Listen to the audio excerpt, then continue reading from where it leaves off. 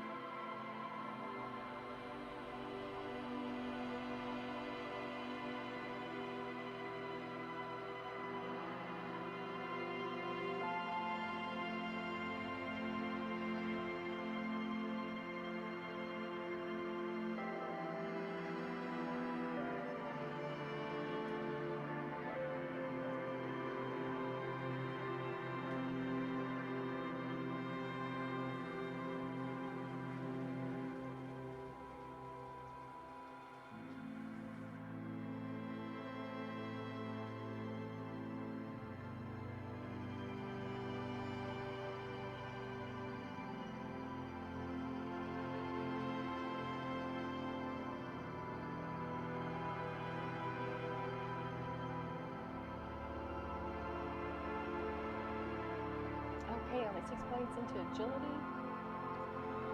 Let's go. All right. I'll focus on that up. Continue. Pretty sure this is my active save. Right! We are in the place. Isn't it time to go to bed? Oh, I'm monitoring still on. That's rude. Sorry, it was showing that there was a noise being picked up by the microphone, so I wanted to see exactly what that was. Turns out it was nothing.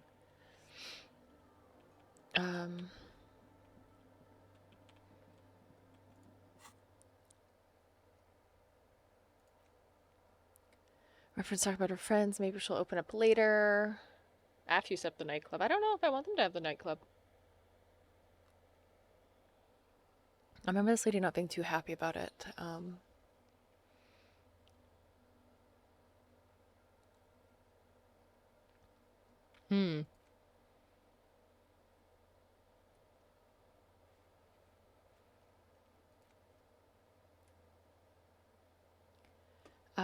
Lost it again. Story of his life, according to the man. At the abandoned fish market. Okay.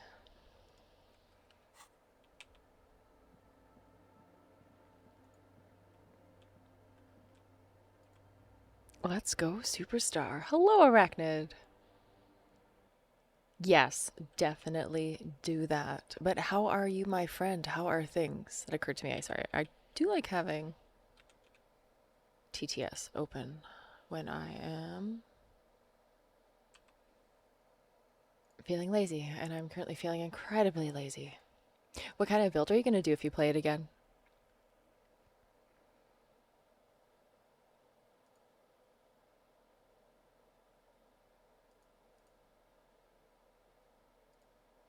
Also, sorry, I'm looking at...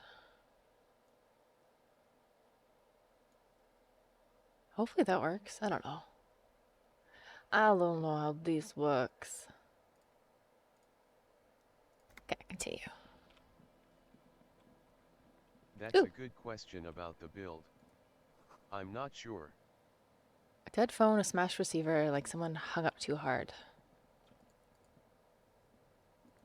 I have a new home here. Someone worked to smash the plastic dome.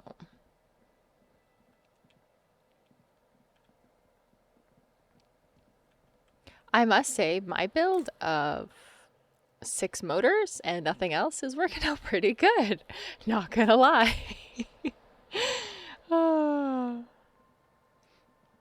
I consider it hard mode. What's this? Bars covering the long, dusty windows. Oh, hello. And Mikhail noticed the windows, especially with how there are no windows on the south side. This was to deal with. A blond man stands next to his son, pointing to the weather-worn ruins. He sees you approaching approaching and smiles. You officers, come to investigate the historic subtext of West Martinez? I'm Khan Hailostam. You must be Kim Kitsuragi, right? I was just telling my son about this building. Not a lot of people realize the historic significance here. Very rich in hypertext. He turns to the lieutenant. How do you not know my name, though? Nice to meet you. The lieutenant nods. Hold on, hypertext? Yes, hypertext. Young Carp and the collection of cultural hyperlinks. He says as if it's self-evident. Wait, what was that about the windows before? Oh yes, so Mikhail. They had to deal with monitor glare, especially in the summer. They still had vector monitors back then. That was 49 years ago. So they didn't have windows on the south wall. That's very smart. I wish I had something similar. Just one moment. I'm realizing how dry my hands are. I'm just a mess today.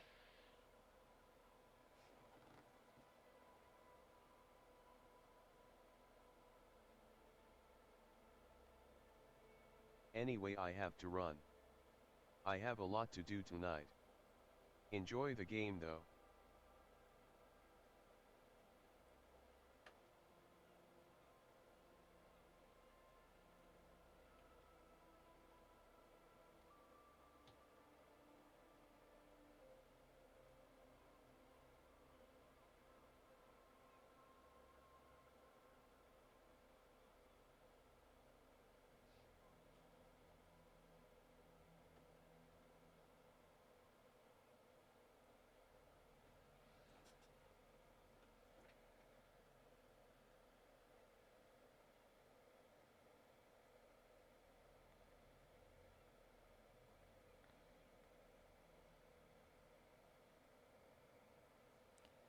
Okay, you and Kim know each other? No, I can't say that we've met before, but I've heard of Kim, of course. Mikhail, say hi to the officers.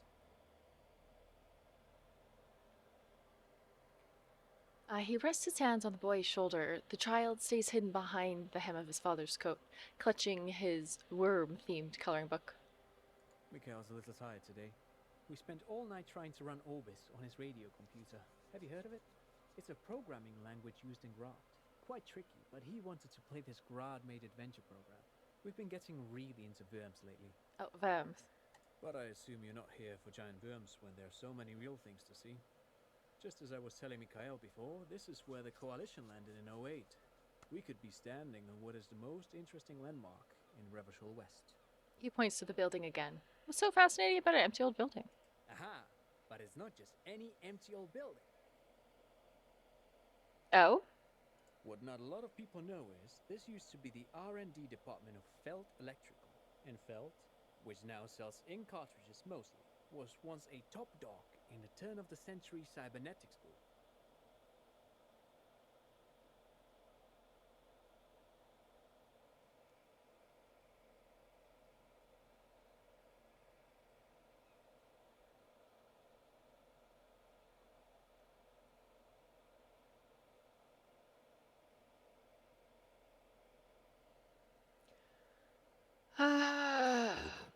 What's R&D? Look at the building looming over you. It looks old and weathered, with seagulls picking apart its stone and metal carcass. Bushy undergrowth has taken hold of the collapsed rooftop. Some kind of bird has set up a nest on a broken windowsill.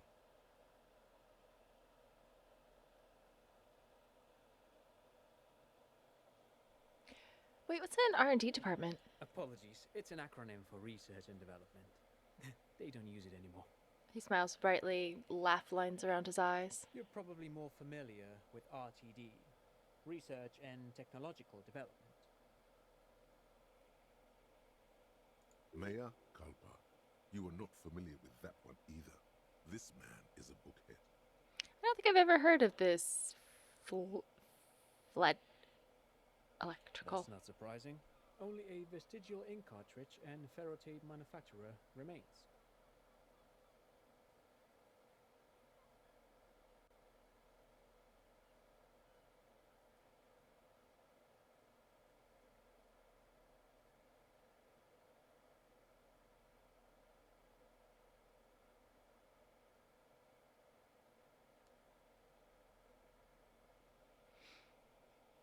They started out as a midway electronics outfit in Königstein 2 centuries ago. After an aggressive move to Revachol, Feld became a global player in the emerging personal electronics market of the pre-revolutionary era.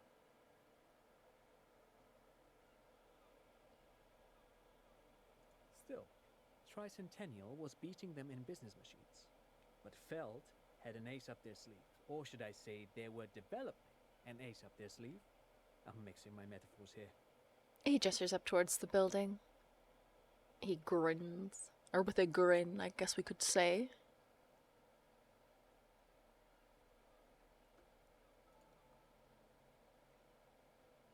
I didn't hear that. If you're still there, have a wonderful night, Arachnid. What was the ace? It was here in Martinez, possibly in this very building, that they developed prototypes for a tape computer.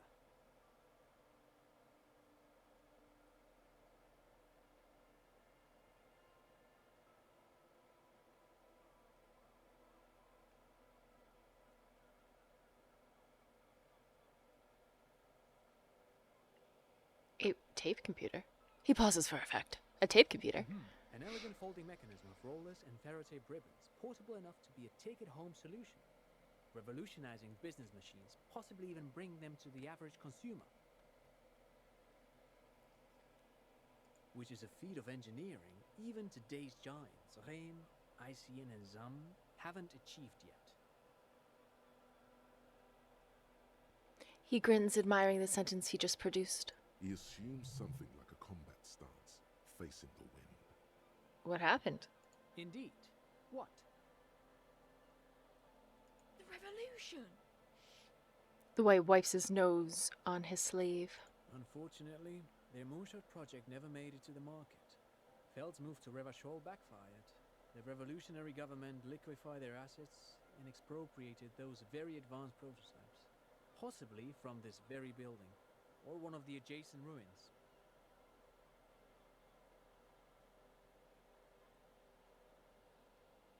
He pauses, then pointing to the other building, then continues. All of this was built by Feld, even the boardwalk. Wild Pines built Martinez proper as a resort for their middle management. Feld built this side of town for R&D. You're saying that Felt Electrical built the boardwalk? Look under your feet. Yes, they even built a pleasure wheel, but that got destroyed in the war. Oh. A pleasure wheel? The lieutenant looks wistfully at the horizon as if picturing gondolas rising to the sky. Perhaps reminded of a childhood memory. It's clear he would prefer there were a big wheel lighting up the coast. Yes, to lure in their star engineers. This part of Martinez was nothing but reeds before Feld arrived. They had to make the prospect of living here attractive. It was supposed to become a global center for innovation in cybernetics. But history had other plans.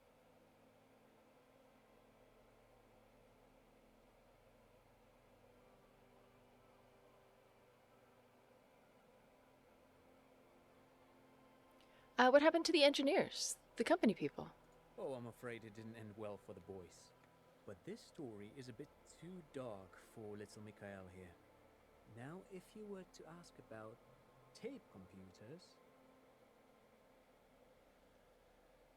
What did the revolution do with these advanced tape computers? They used them for military communications, but also to write and send out press releases. The most notorious example being Le Décret de Mars.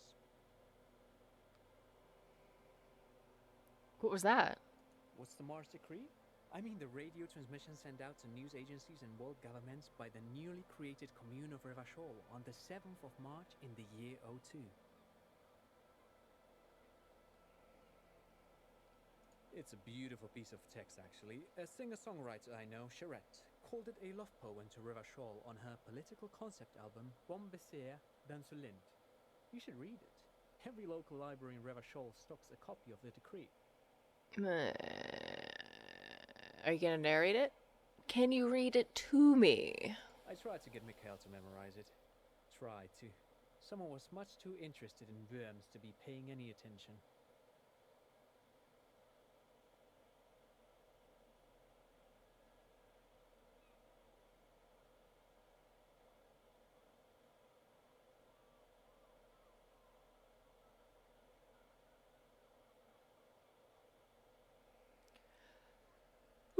kid takes a peek at the green and silver worm on the cover of the book, already forgetting about this part of the discussion. How do the tape computers work? Do they work like radio computers? Actually, no one knows. No one even knows what a computer made entirely of tape would look like. But word has it, they were very elegant, exquisite, alien-looking turn-of-the-century hardware. He raises his finger, remembering something. 10 years ago, I did a little freelancing, I guess you could say. I was a special consultant for an exhibition at the Wompty Dumpty Dum Center in Vredefort, Oranje.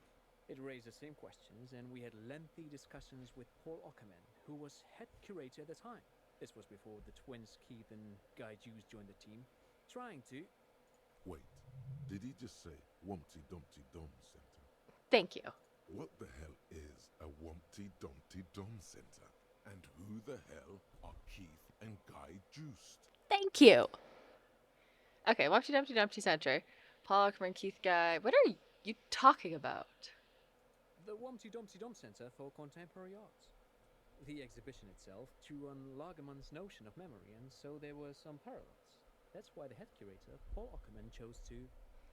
There it is again, those words. You're making this up, turns to the lieutenant. Kim, is he making this up? In fact, I'm not. The Wumpty Dumpty Dum Center is a place you can visit if you're ever in Vredefort and are ever in the market for an exhibition space / contemporary art research center. He clears his throat. But perhaps I should return to the tape computers.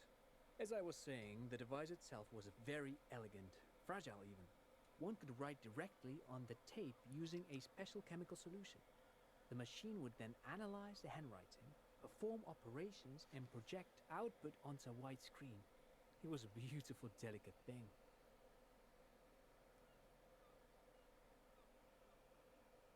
Huh. A few cool things like that. Cool. Very, very cool. Though I understand the socio-economic causes of the revolution, it pains me to imagine the revolutionaries setting fire to this precious device. But so they did. The felt playback experiment vanished into the fires of '07.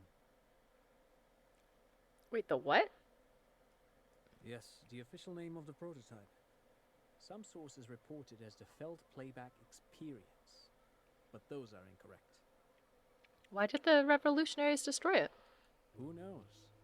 Maybe it was an accident, or maybe they didn't want the technology to end up in the wrong hands. Either way, they're all gone now. All 3 versions of the prototype.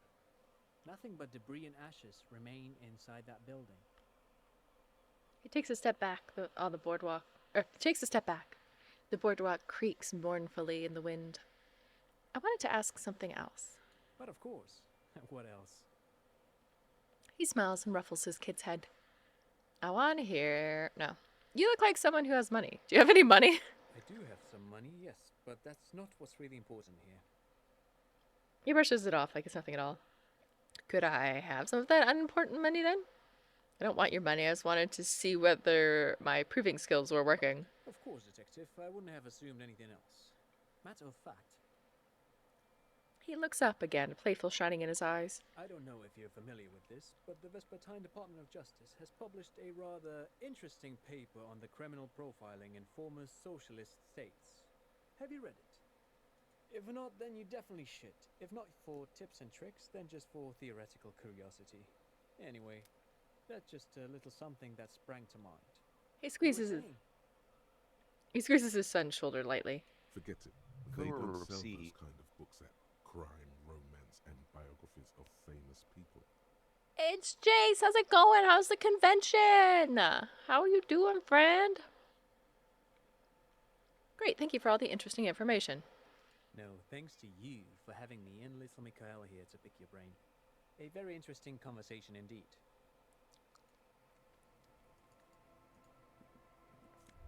Oh, I forgot about that. Ooh, take money.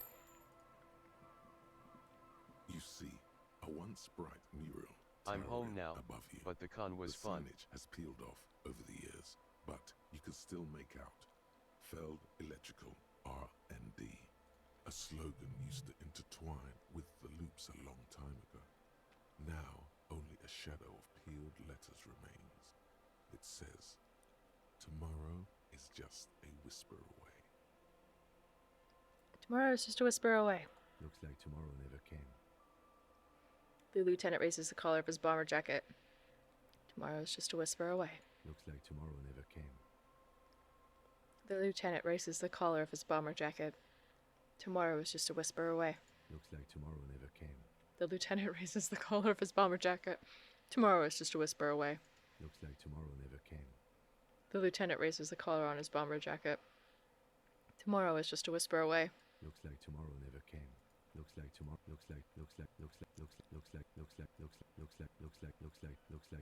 tomorrow never came. That was fun. Ah, what was your favorite part about the con? Tell me all about it. This isn't turning down, so maybe I'll...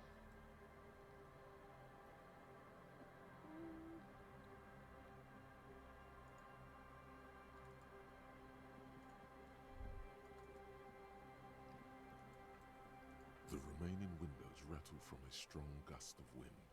They're covered in a thick layer of grime. They must have been like this for 40 years. Try to see inside.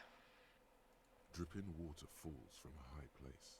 All you can see is the shadow of a collapsing staircase. There's rust and corrosion on the bars.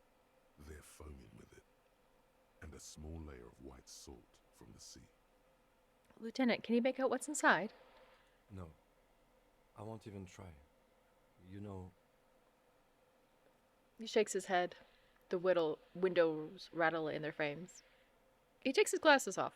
I had a partner once. They called him Eyes because he had to show me things. It's that bad. Can you still shoot, though?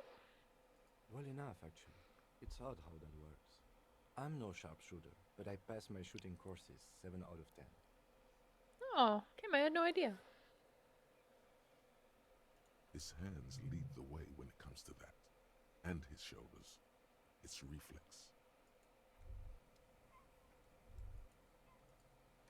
Tuesday night, Maxi Lobes played all the granny games and called it the Nathan. Oh my god, I need this monitor to be closer. And that was hilarious right after other people successfully did No Damage on a Resident 2 Remake Hardcore mode. Nice! That would have been really exciting. And stressing. Oh my god. Another power box. Changes, or charges nothing now. It's empty. Fence blocks the path. No way on from here. Ooh. Run! What's in the tree? Wait, what's that? The beams are splintered. The bridge should not collapse on its own. Artillery broke it.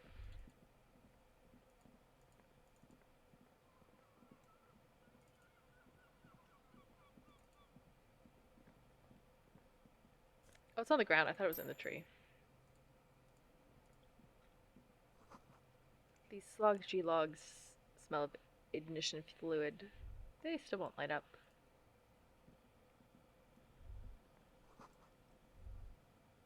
Tiny cage is carefully constructed. Hello, you. Here we go. Nice and easy. No way out, little guys. Not out of this jam. Don't threaten me with a good time.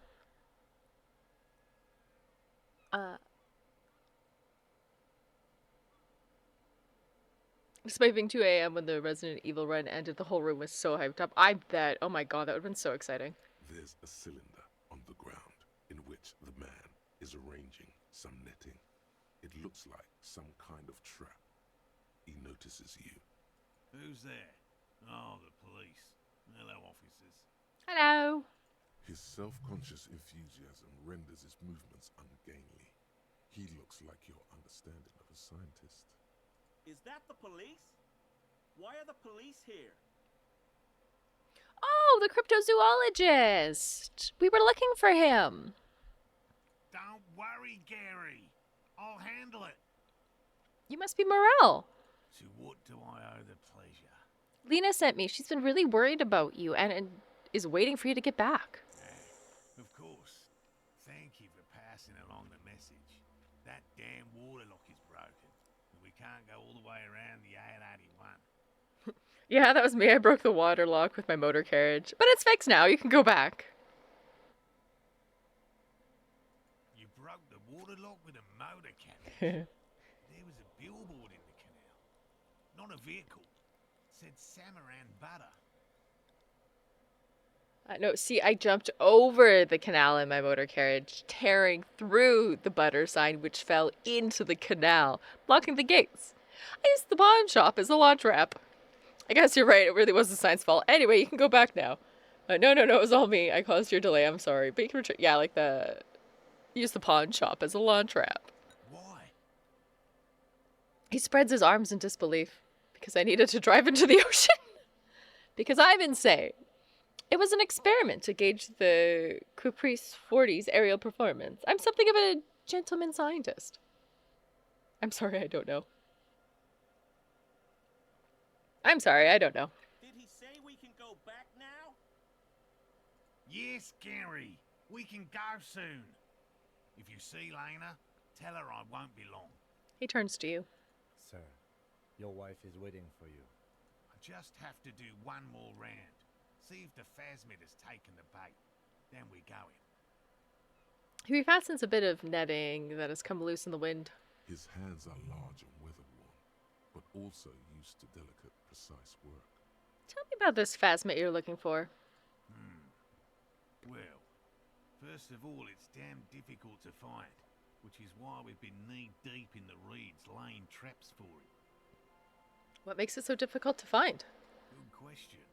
Being a phasmid of the order Phantasmodea, a ghost insect, it disguises itself as plant matter. In this case, the reeds.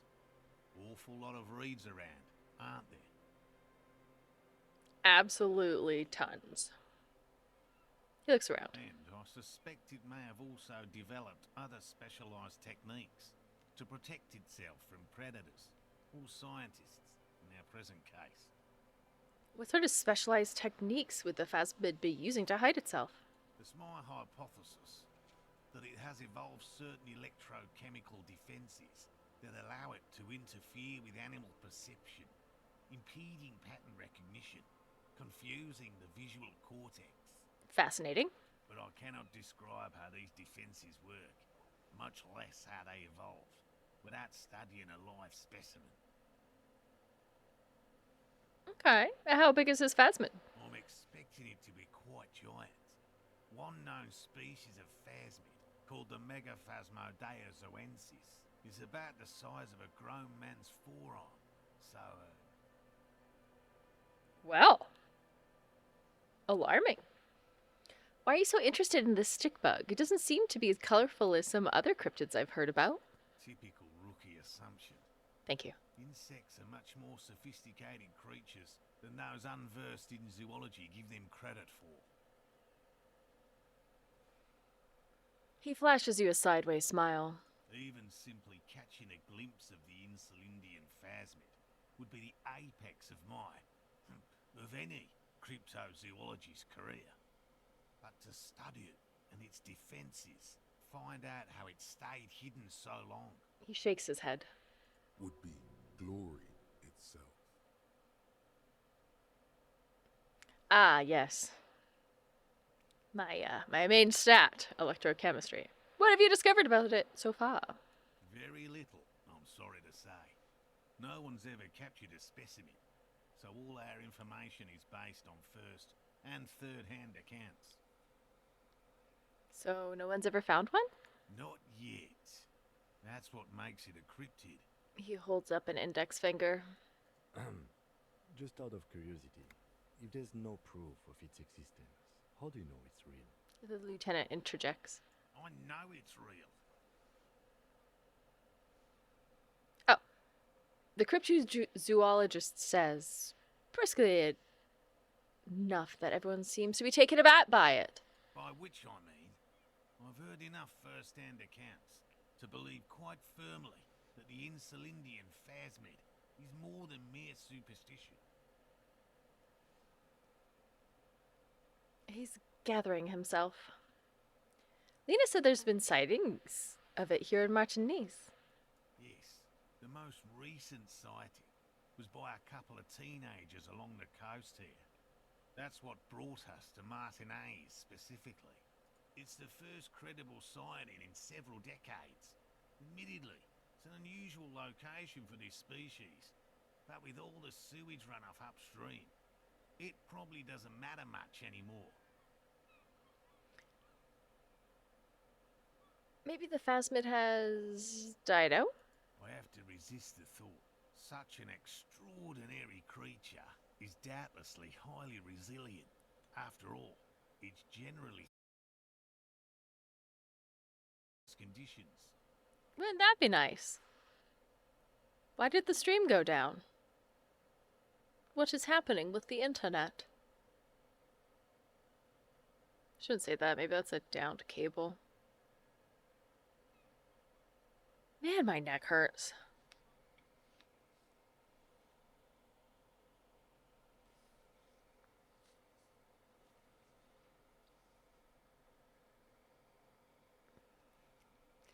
That's females reproducing without males, a travesty, a crime against passion and common sense. This arouses no special feelings in me. Nature does not concern herself with ethical propositions. As a scientist, my interest is strictly dispassionate. That makes me very upset.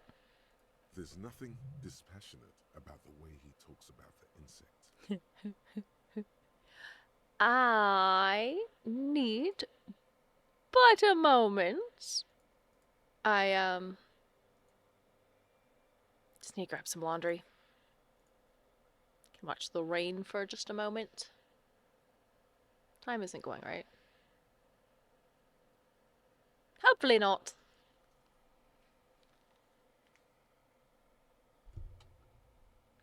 Also, apologies, I just need to move some laundry to the dryer. And take the laundry that's in the dryer and bring it out.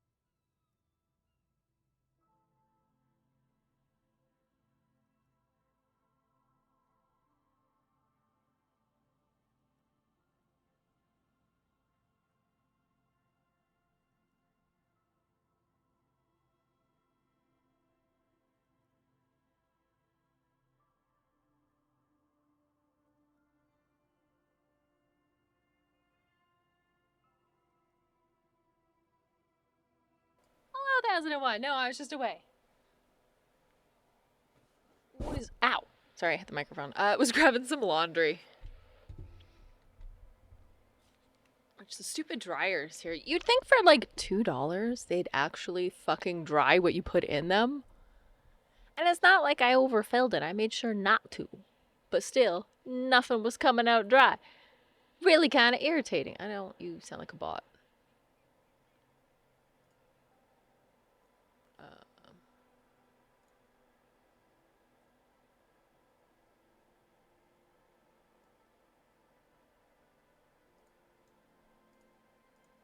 Anyway, yes.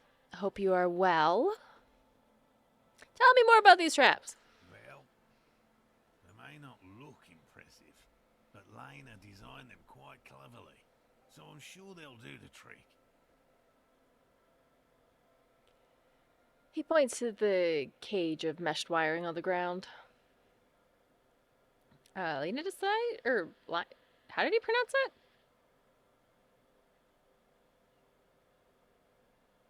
She designed the traps? Yes, He says with some pride. How do the traps work? simple.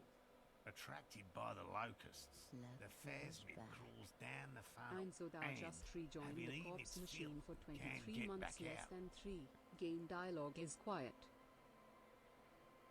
Huh. Also, thank you. Thank you, thank you, thank you. Much appreciated. 23 months. God dang. Gosh dang.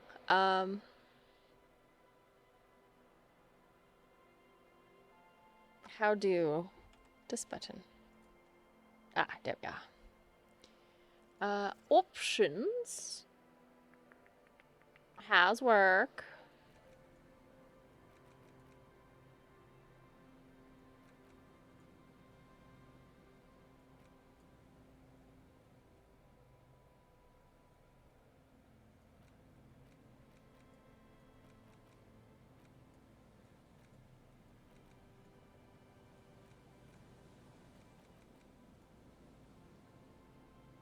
There. Okay, that sounds better. PC broke and a whole... Oh. What? That's awful. I'm so sorry to hear that it broke. Did you just like straight up die out of nowhere? Oh, I need to start a new timer for my laundry. Did anybody see where I put my phone? And also, sorry to hear about your roommates. Jeez. That sounds like a stressful situation. Simple tracked by the locust crawls down the funnel and having eaten its fill, it can't get back out. At least, that's the intention. The net isn't a perfect solution, but we didn't want to use anything that might damage the specimen's delicate exoskeleton.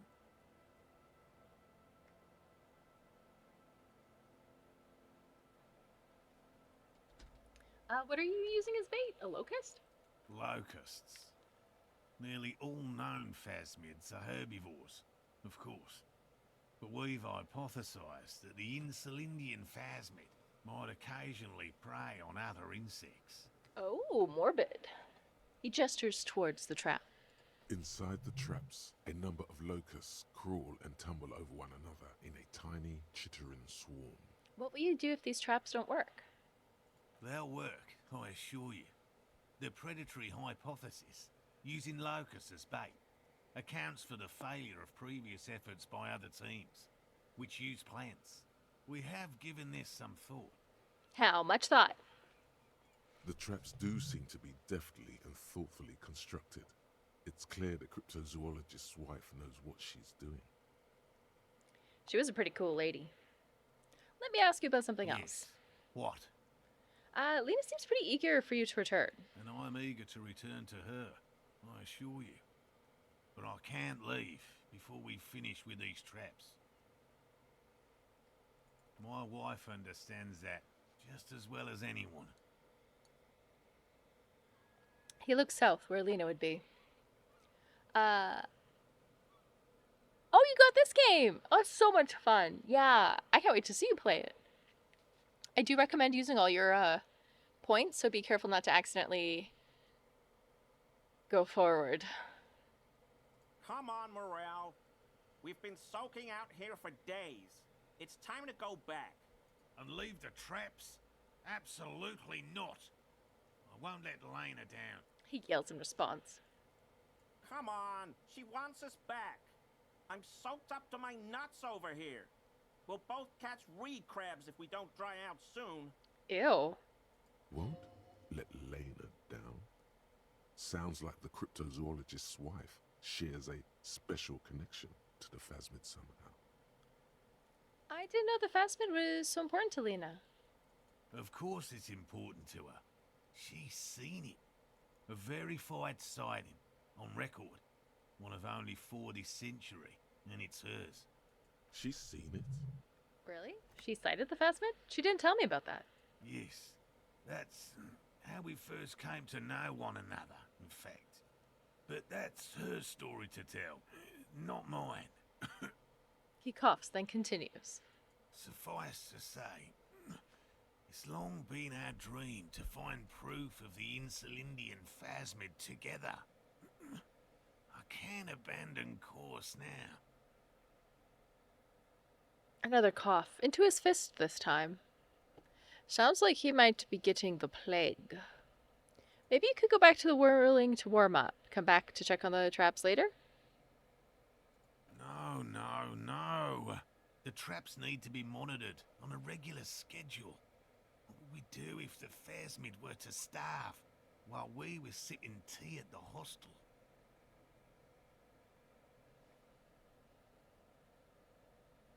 I thought it was a hotel. He's dead set on this. I could go for some trap setting. What if we check the traps for you? I didn't expect you to take such an interest in our work here, officer. He looks at you with obvious surprise. Cryptozoology and detective work are very similar. Chaos is my method. I am at Scion. Well, be that as it may, I'd really appreciate the help. He doesn't know what to say. Where are these traps? There are 4 in total. One is to the south, Damn it. on this little peninsula, by the boathouses there. It's very near. He points south. Another we set in Land's End, to the northeast. It's behind a small sand dune there, on your way to the old radio tower, after the church. Shit. The third is set near the canal, where you crossed, by a concrete slab. A big thicket of reeds going up the slope, and among them, He gestures to the trap in front of him. you should check at least one of those before returning to this one, since I just said it. This one's more of a technicality, but still, better safe and stupid than sorry. I guess. I feel like I've just taken on more responsibility to something that I don't really care about.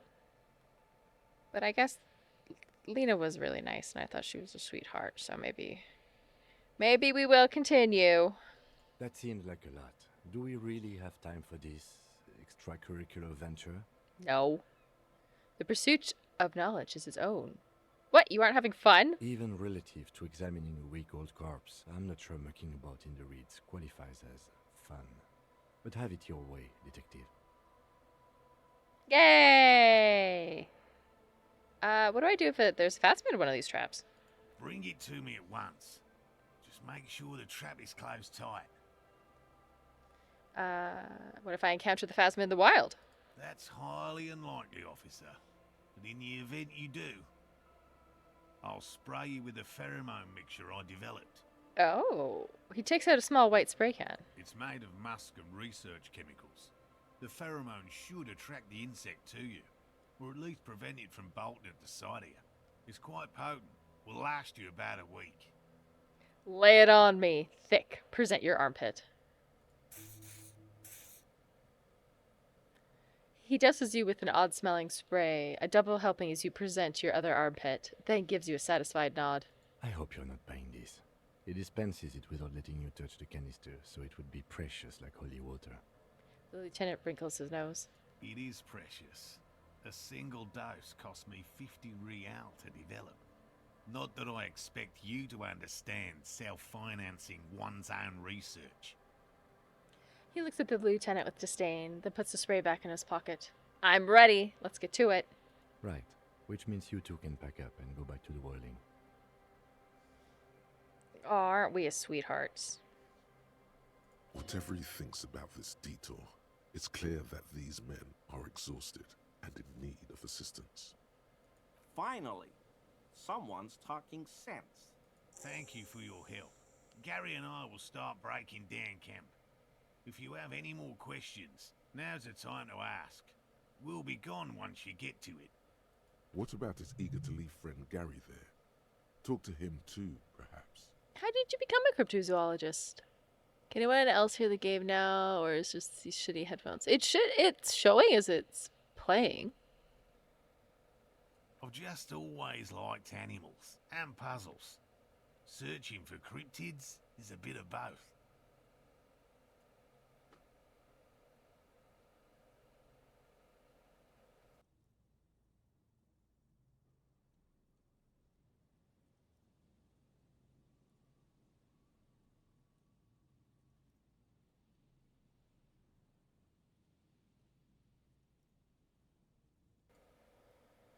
And do a test here. So you're living your childhood dream out here. It's not child's play, just because I have to traipse through the mud every so often.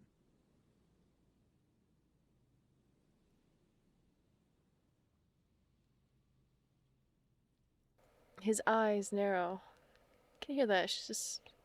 Yeah, I just checked it on my phone and it's popping up at around the same volume as the microphone. I'm not saying it is the exact volume. But that would be really weird if it was only picking up the voice versus the game. Like, just for you. So maybe I've messed something up. Why not? It's not child's play. Oh, shoot. Just because I have to traipse through the mud every so often. Why not just be a zoologist? Real animals are puzzling too. Real? I know you think one is a respectable profession, while the other is superstition. Everyone does. He scoffs at the concept.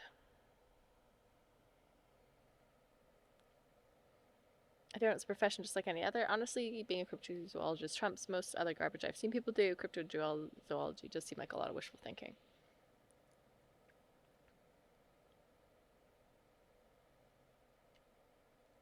It's a profession just like any other. Indeed.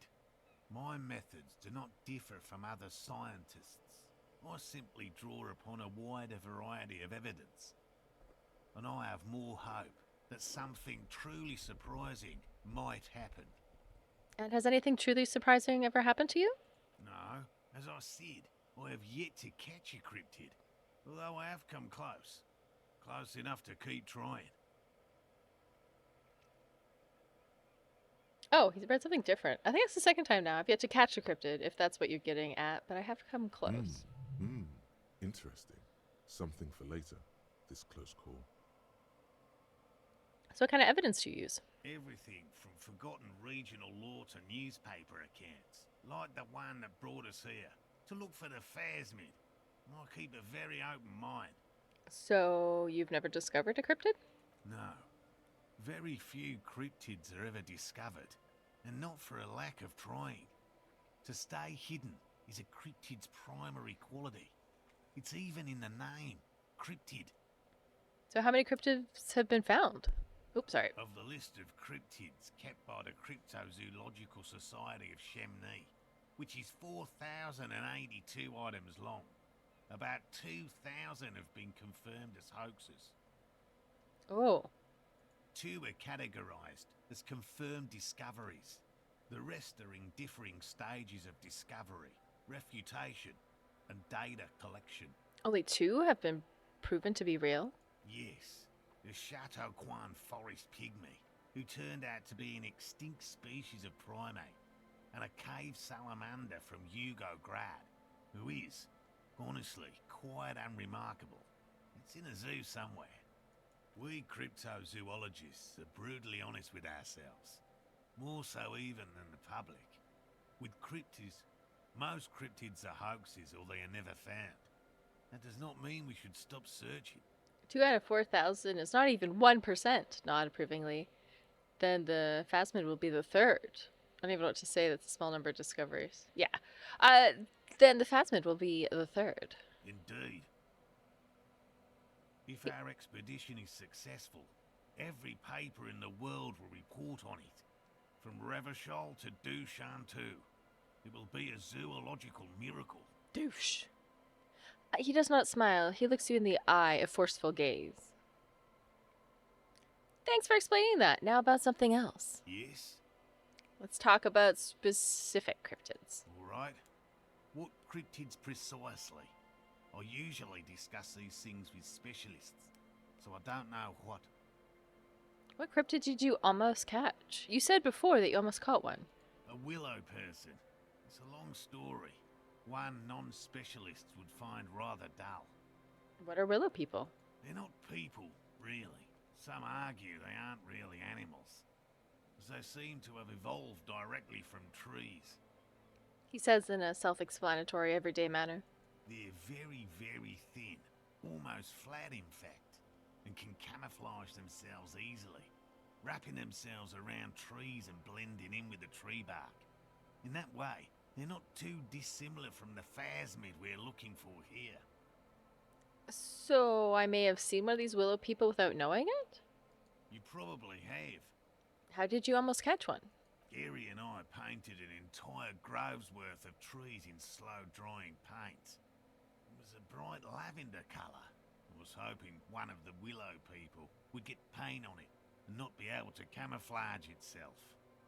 After waiting in hiding for hours, I saw a figure slip from one of the trees, a lavender shadow dashing through the grove.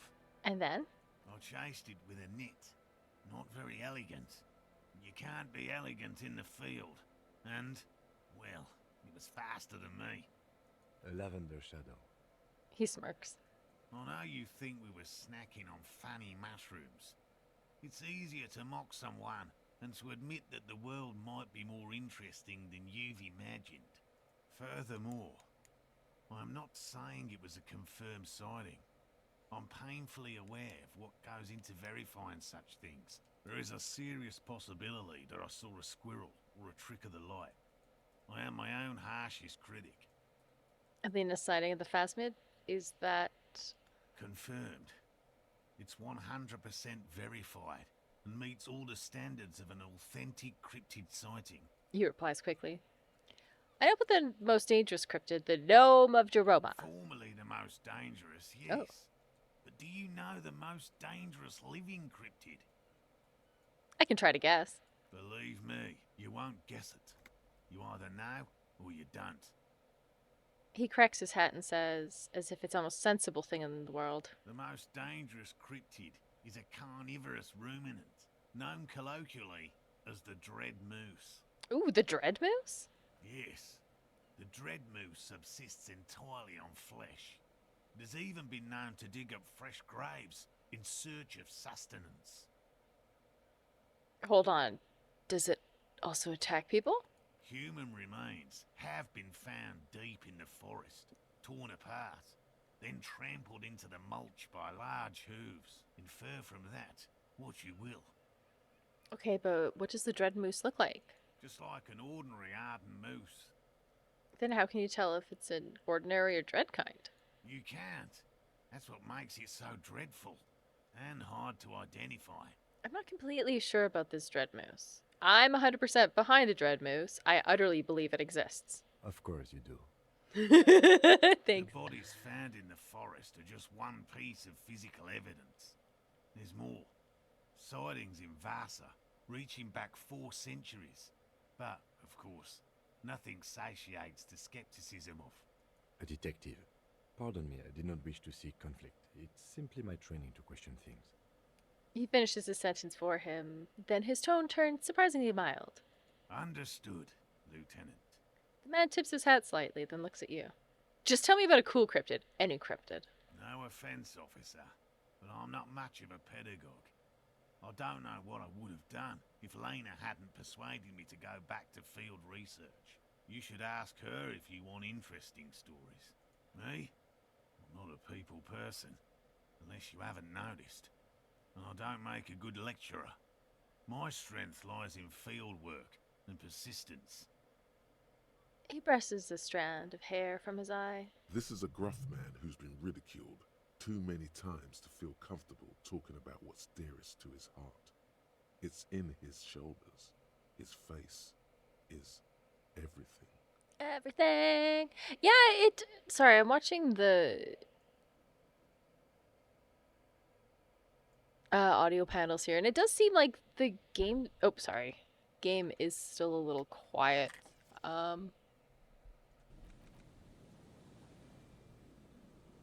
also feel like the music just went from like 0 to 60 there.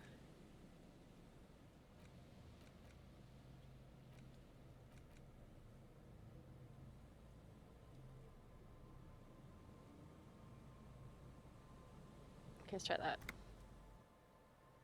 Enough tales then, let's change the subject. By all means.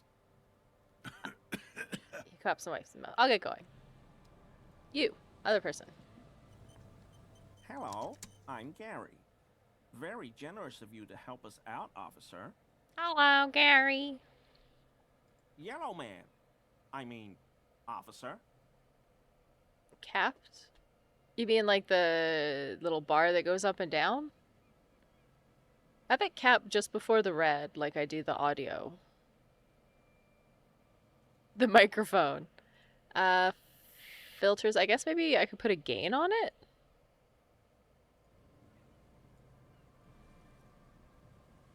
I put a gain on it if it was loud before. Just be aware. We're gonna try again. The lieutenant raises his eyebrows slightly and takes out his notebook. Okay, that seemed to do what I wanted it to do. We're gonna turn that down a little bit. Is that better? Let's try that. Yellow man. That sounds awfully familiar. Something to keep in mind for later. Was he being racist? I'm just waiting for my friend Morel to finish up with his insect traps so we can return to civilization. He quickly changes the subject. Not a lover of the great outdoors? I like nature, just not this bloody coast. It's mostly drunks and degenerates that come here. Thanks for noticing. Drunks and degenerates? That's my crew. Sadly, I might be drunk. Or degenerate, maybe even both. Nobody's perfect. I'm sure you've been tempted to drink. I'm gonna say that's my crew. Dark times will do that to good men. Thanks. He nods gravely, then shifts his gaze to a pile of soggy logs at his feet. Do you know anything about the man hanging do you know anything about the man hung behind the whirling room eggs? Oh, so that's what the RCM in Martinez is about. Great. Great to hear someone's finally taking care of that. He nods in sincere approval. So you do know something about it? No. Nothing. He was some kind of mercenary. But everyone here knows that. I'm just glad to hear you're looking into it. That's all. He shakes his head emphatically, then corrects his tie. He's not feeling very comfy in his clothes, is he? Strange. Is this your mug? Hold up the yellow man mug. My mug? Why would you think that? His eyes widen at the sight of the mug. He's seen it before, all right. Yeah, didn't we find that in the garbage can? You said yellow man. That's not something many people go around saying. It seems you were calling to it longingly when you cried, "Yellow man!" I can see you recognize it. It's in your eyes. Let's go for the throat. I may have had a similar looking mug in the past. That's all. Just admit it, man. You put the mug in the trash container behind the whirling. Still seems suspicious. Did I mention the mug was found at the scene of a lynching? All right, I believe you. You look like the kind who knows it's a crime to lie to an officer. Ooh.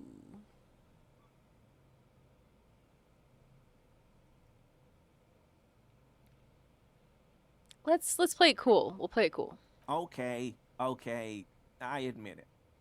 I threw the mug away in the trash container behind the hostel. I know I shouldn't have, and I am very sorry, officer. He pauses. You're not going to find me, are you? I am repo slip for 20 real. I am repo slip for 100 real. I am repo to fine slip for 250 real, the maximum. Now, Gary S. wanted information. Wait, but if I find him, do I get to keep the money? I still need to buy that boombox. How much was it? Like 50 bucks? I just want information. Whew. Thank you. You won't regret this. I won't use another man's property to dump my garbage ever again. He's visibly relieved. I don't know what got into me, really. Work has been stressful lately. Damn Koiko's price dumping us out of competition. What did you do, Gary? Nothing. Nothing. Just answering some questions. Helping out the law. Here we go. Start pumping that sweet info. How did you get into the trash container? I know a guy who works with the trash collection services. CS Municipal. He gave me a master key for the trash containers of Martinez. Why would you need to get into everyone's trash? So I can use the Whirling's trash compactor to store my own stuff. Garbage disposal is expensive as hell. The damn Hemians run it like a mob. He says, blowing shamefully like a fallen knight. Or bowing shamefully like a fallen knight. I'm sorry, okay? I thought I could cut costs. I shouldn't have. I shouldn't have disgraced myself. Disgraced? No need for the histrionic, sir. It was, after all, just a trash container. The lieutenant raises an eyebrow and looks up. He studies his reaction.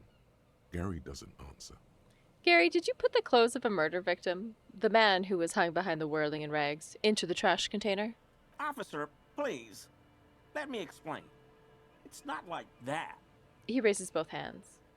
Do. I was only cleaning up. I live right across the yard from where he was hanged, and I saw him stripped naked. All the clothes lying around in the yard, smelling. People are animals, you know? Yes. Yes. What happened? Okay, then what happened? Then I came out to clean up the rags because no one else would. I put them into the Whirling's trash, along with a broken mug, admittedly. He changes his mind mid-sentence. Okay. I was coming to throw the mug away, and, well, I threw the mug there and the clothes too. Right. It was just civic duty. The lieutenant remarks drolly. Exactly. That's exactly what it was. Civic duty. Yeah, he said duty. As he shifts uncomfortably, a series of clicks, like the clinking of glass beads against one another as they roll across a hardwood floor. You've heard this sound before, but where? What's that strange sound? What sound? The clicking I just heard when he moved. Really? He fans his arms out slowly, and this time his motions are soundless. There's lots of weird stuff out here in the reeds, though. Insects, trash. Could be the wind shifting some garbage nearby. The sound you heard was not the sound of something easily abandoned. What Don't mess with me, I sound? think you know what I'm talking about. I haven't the slightest. There's lots of weird stuff out here in the reeds, though. Insects. The sound you heard was not the sound of something easily abandoned. You wouldn't know anything about the victim's missing armor, would you? Armor? No. I mean, yes. Of course. I know he was wearing armor, but I don't know anything about it. He changes his mind. There's something going on here. You should observe him more closely after this topic is concluded. Let's move on for now. I hope I could help your investigation, in my small way. Composure, let's do it. Why is he shifting around like that? Analyze Gary's composure. That shirt looks very uncomfortable on him. Look at the buttons, barely keeping that thing together, as if something is ready to rip out from underneath. Oh my god, he's wearing the armor. Something's worn underneath it? Yes, like a piece of ceramic armor, for example. One that makes a clicking sound when the plates meet each other, resembling pearls or marbles, stolen from the corpse in the yard near where he lives. I recognize the sound because I have the corpse's boots. I see you're a connoisseur of high-quality combat gear. I knew you'd figure it out, officer. I'm sorry I didn't tell you at once. I was He sighs heavily and unbuttons the shirt. ashamed of what I did. And I didn't want you to know. You see gleaming white ceramic shine underneath a thin layer of interlocking plates cover his gaunt torso. This shame is surprisingly sincere. Meh. Gary, what's going on? Later, Morale. I've got apologizing to do. No, you've got explaining to do. The lieutenant's tone is icy. Why did you really put those clothes in the trash? Why did you lie to me, Gary? Because I was weak. I should have told you the moment I saw you. But He says, starting to stare into nothing in particular. The hell, Gary? You in trouble? I'll explain later. He doesn't muster up the strength to yell. Why did you really put those clothes in the trash? Everyone was picking those pieces off him, and I was watching them do it. And they'd scattered his clothes all over the yard. Everything was smelling. He looks at his feet. So I went there to take out the trash and started cleaning up. All those rags on the ground, him swinging up there, and I had a lapse of honor, sir. I thought, he's a foreigner. They all say he wasn't from here. He swallows. Only the cuirass was left, so I stripped it off him. It was early in the morning. No one saw me. I took it with me. It was a mistake. Had I known it'd give you guys trouble, I wouldn't have... Fuck. His lips started quivering. It's okay. It was a loose end, and you are tying it up now. The lieutenant jots something down in his notebook. I'm so fucking sorry I called you Yellow Man. Sealite officers commanded the suzerain's navy. Most of them sided with the king when... He says silently. He shakes his head. Give me the armor now. He sighs again, hangs his head, and unbuttons his shirt fully. A cuirass that matches the dead man's boots comes into view. Soon it is in your hands, smelling of his sweat. Yeah. But so light to hold, like a bag of cotton. Ah, I love it. Do you know who killed the hanged man? I always thought it was the Union. Some Union hardasses. Lynched him because of the strike. But almost everyone in town knows that. I wish I could tell you more. He shakes his head. Are we done here, Gary? Yes, absolutely. I will never do anything like this again. He looks around, relieved of some burden, his mouth still quivering. Are you a cryptozoologist, too? You were surprised to see my colleague, Lieutenant Kitsuragi. I'm sorry for what I said. He replies, then falls silent. Are you a cryptozoologist, too? No. I help Morel with research sometimes, and I've learned some things along the way. But I don't usually go in for picnics like this on my own. There probably is a follow-up to this, but you can't think of any. Doesn't matter. Waste of time anyway. Gotta keep moving. Thank you for your delayed cooperation.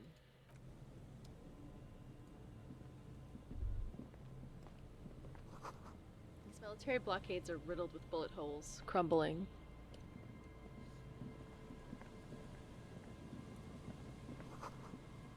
Buoy in the water, number says 11. Yes? Convince him there's a sexy dark mystery twist in the case. That's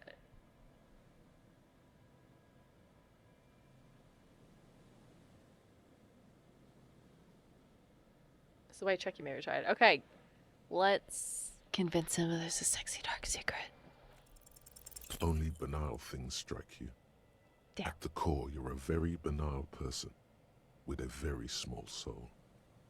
One you should be ashamed of. It's no wonder the soft one doesn't want it back. It was right to abandon you. Damn.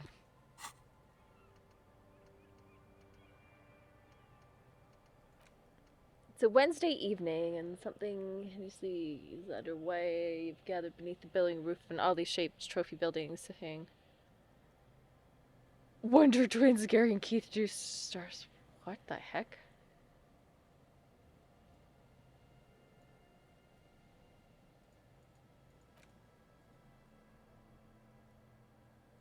Huh.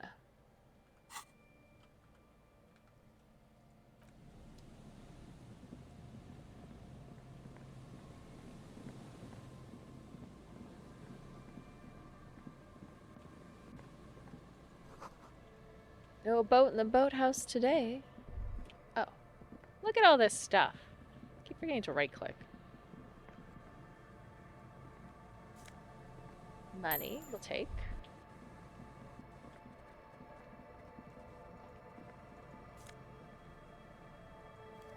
Sure. Yes. Oversized superstar sunglasses. Superstar like what I am. Excuse me, what do my glasses do? Visual calculus.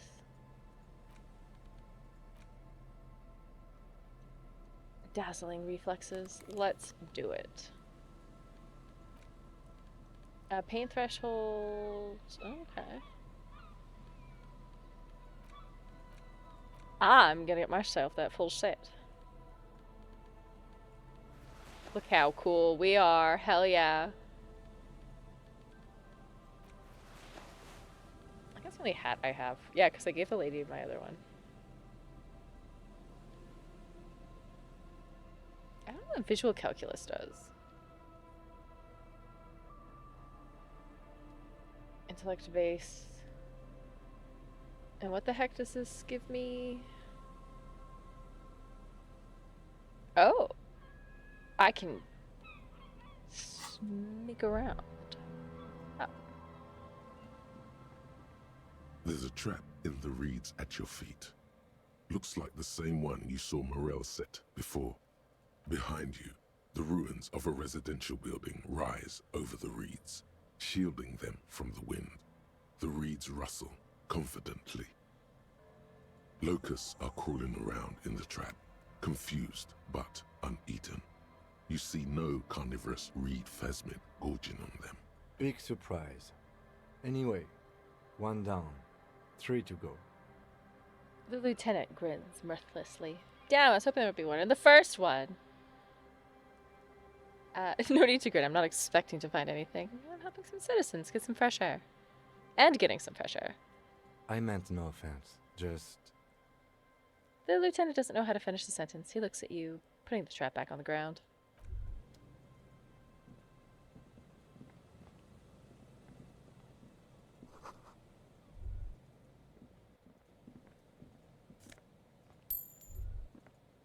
Oh, I can zoom out. Oh my god, this makes it so much easier. Look at all this stuff.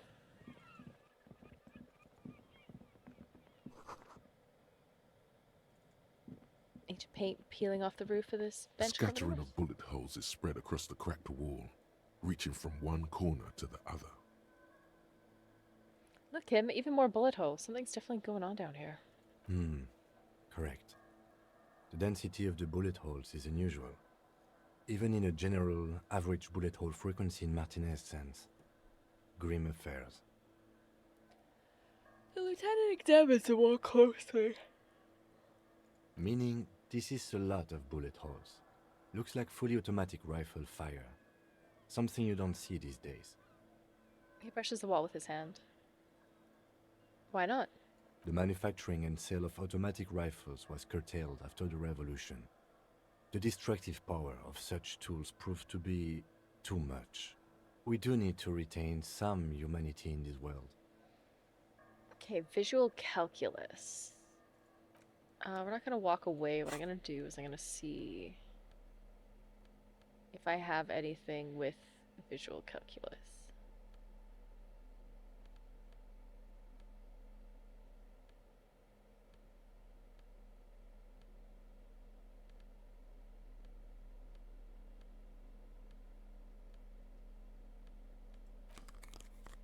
Right there. boobies. And there. Okay, it gives me 2. Okay, it's intellect based, so is there anything here that would give me...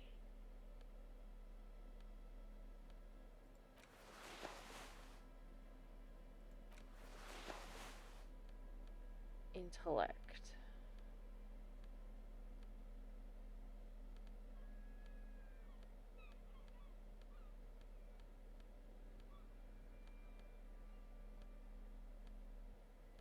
Just a quick check to make sure nothing here is removing it. Let's give her a A go. scattering of bullet holes is spread across the cracked wall. Wow, we went from reaching very one low corner to the a other. high. Let's go. Why is this many bullet holes? A row of ghostly shades stand facing the wall. There are Oh, many God. of them, a dozen at least, their heads lowered and eyes blindfolded. It's quiet. No sound. No movement. Well, this got dark. 10 meters away, other shades are lined up in an orderly manner. Automatic rifles primed. A gust of wind blows by. The coats of the firing squad flap slowly in the breeze. A single person stands on the side.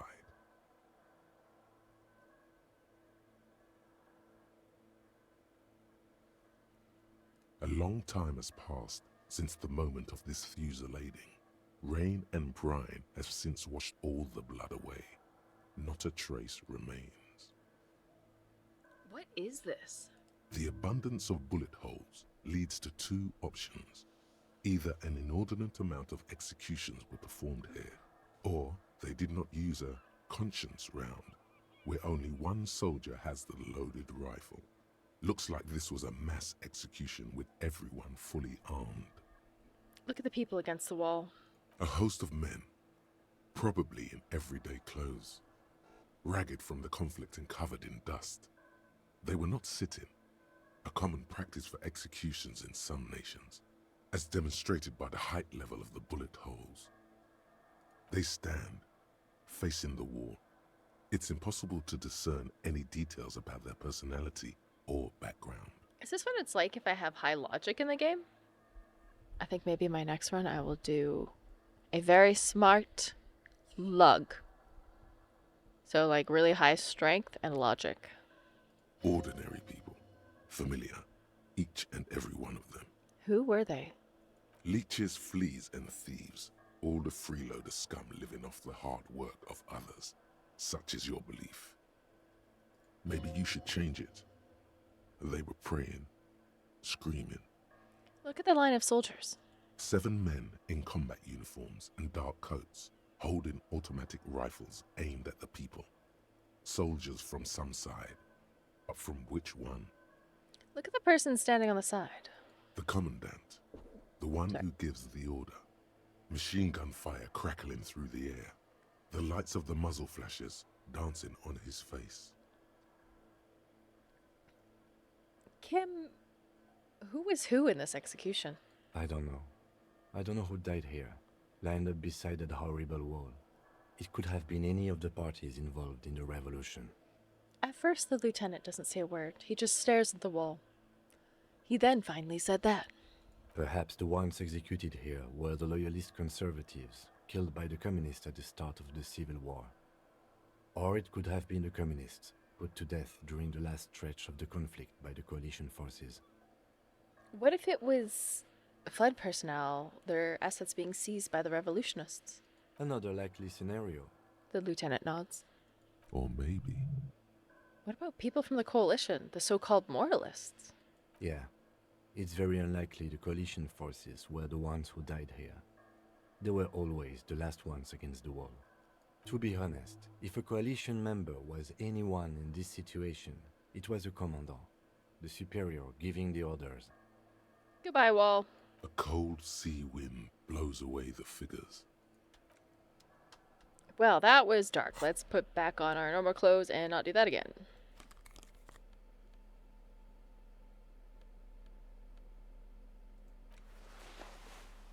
What is this kingdom to conscience?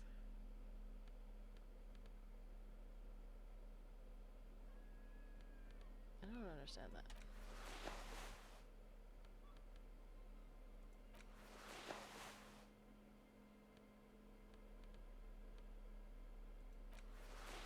I could wear that.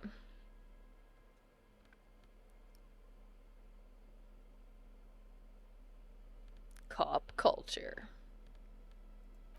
Adorama. I love that.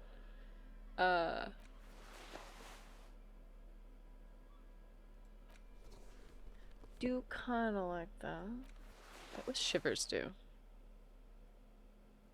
Tune into the city. Okay.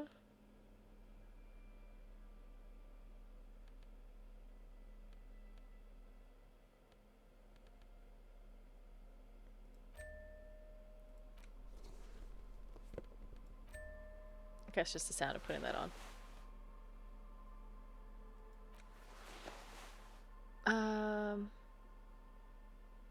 Flex muscles, enjoy healthy organs. Bonus from thoughts -2. Whoops.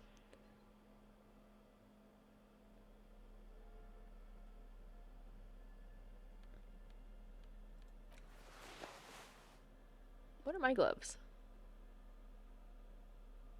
Half-light. What does that do? Threaten people. Let's do interfacing. Why not? That sounds like a thing.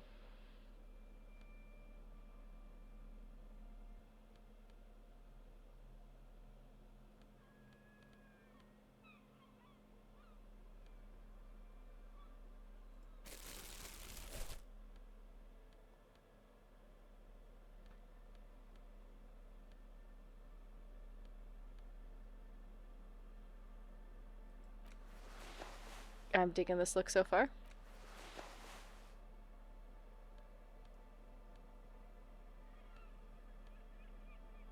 Okay, yeah, back to the Superstar Cop thing. What's Inlid?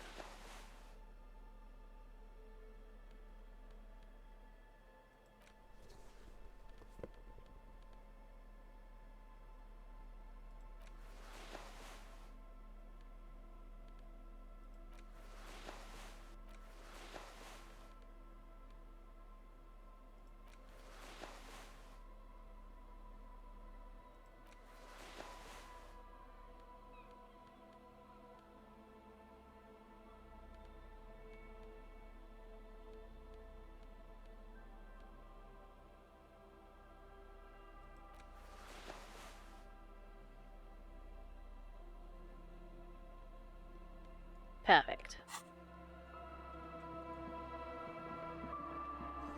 Sign says entry. Well, ticket booth no longer in operation.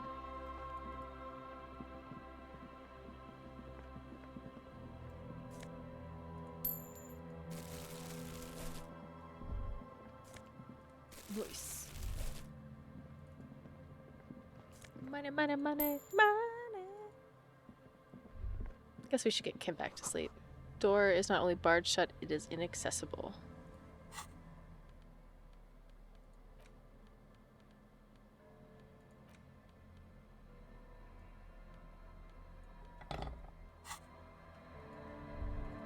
Dang.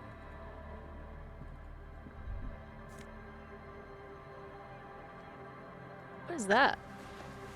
People?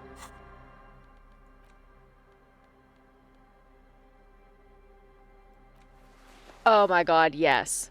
Yes! We get 2 largic. -1 possession. Perception. Hello, Smarmy. How's it going? How are things? I am a cool human being. Let's go! Okay, we gotta go find the other traps. Aw, thank you.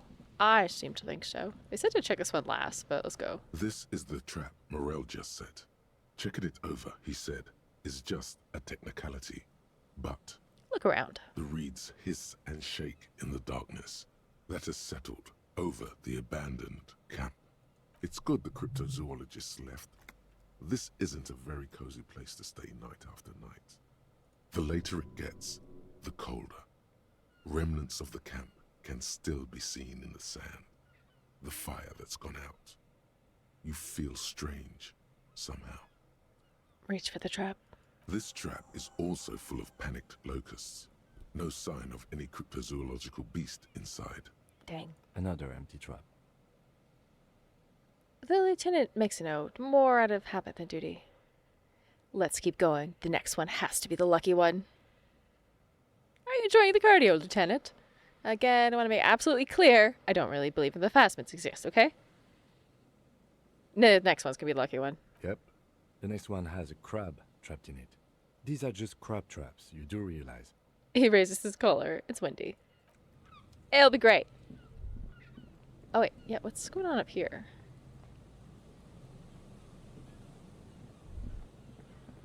Oh, did I have a thought? It's almost impossible to get a fire going near this ocean.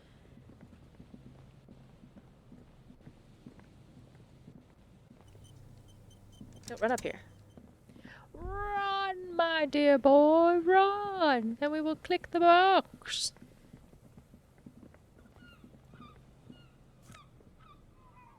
Oh. Okay. And money, look at that! Nice.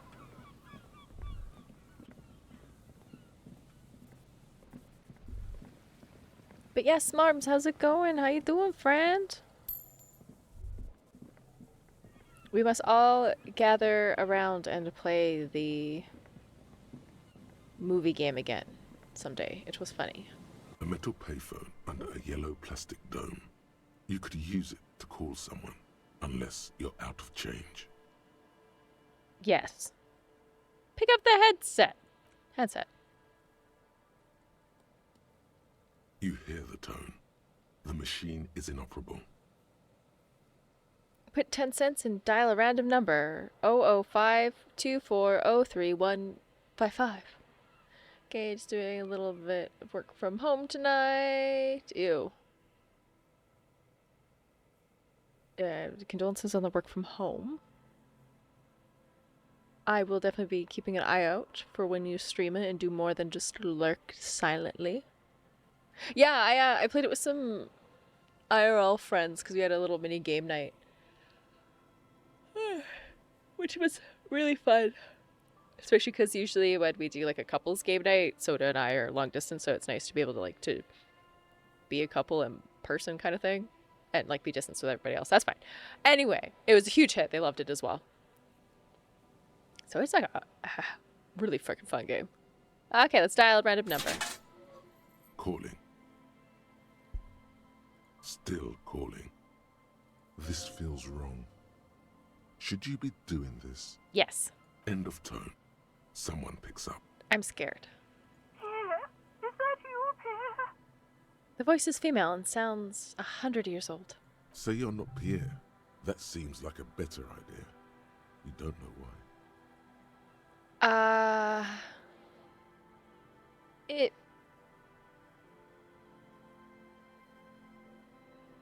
might be? What is Pierre like? Yeah, actually we're coming up to 2 years in a couple... What month is this? Where's my calendar? Yeah, we're definitely at 1.5, almost 2 years now. Which is really weird to think about. That's nice. Yeah, what's Pierre like? So nice of you to find the time to call me. It gets so lonely. Even the animals have died. That's sad.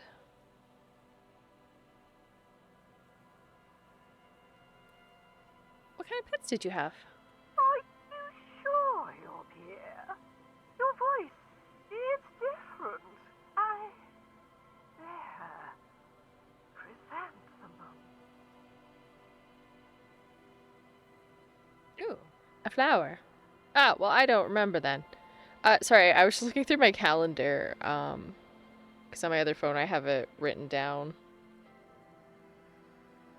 Essentially, we consider Labyrinthine to be our kind of Labyrinthine Day that we run every year. Should be kind of the like big anniversary. I think it's sometime in April though. January. Time is truly an illusion. We all need to play Labyrinthine though. Labyrinthine. Labyrinthine? One of those words is the game that I would love to play. Oh. I need to go check the laundry. I want to finish this though. Her voice is drowned in white noise. Sounds like waves washing a beach, growing in volume until the call suddenly disconnects. Oh. You get a sinking feeling. It makes you look if Lieutenant Kitsuragi overheard you. To your relief, he did not. Do we... Maybe Pierre was a friend? What's going on over here? Someone has left an unidentifiable Yay. article of clothing on this railing. It smells really bad. Take a closer look. It's streaked with dried seagull shit and tangled with pieces of seaweed. A dangling arm suggests that there might be a jacket beneath the crust of filth. Please tell me you're not taking that with you. I think it's a jacket from the Idiot Doom Spiral guy. Jacket the Idiot Doom Spiral guy wanted me to find. I'm sure he'll be thrilled to have it returned. The lieutenant looks at the stinking rag and sniffs.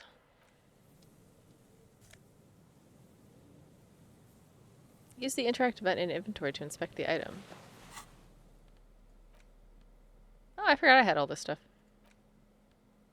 As you hold it in your hands, it makes an uncomfortable crunching sound. Man, how did this get so disgusting? It's a sordid, filthy tale, not for the weak. Are you sure you can stomach it? Yes. Some secrets are better left uncovered. Don't even try. Seriously. Think about it. It occurs to you that you're not even holding the jacket itself, but Ew. rather the thick crust of jetsam and seagull shit that ensconces it. It smells like a dead sea creature, tangled in grey strands of seaweed. It must have spent quite some time in the water before the tide deposited it ashore. Okay, but what's the crust made of? Somehow, it was carried or dragged to the boardwalk. If not by human hands, then perhaps the feral dogs that prowl the beaches at night. Ah, hello, Jake. I too am very much loving this game. Even though I messed up my build entirely, but it's working out. I also haven't played it in almost a year, so it's nice to get back into it. Okay, that's pretty disgusting. I've had enough. Why? Why did you think about it? Look at your hands. They're covered in muck. Ew, ew, ew. Now you're just flicking that shit everywhere. This is a disaster. You'll never get the smell out. But I was wearing gloves. What's this? But also, how are you? How are things? Makeshift roof. Vagrants have tried to make a boardwalk habitable. Coin-operated weighing machine hasn't been used for a decade.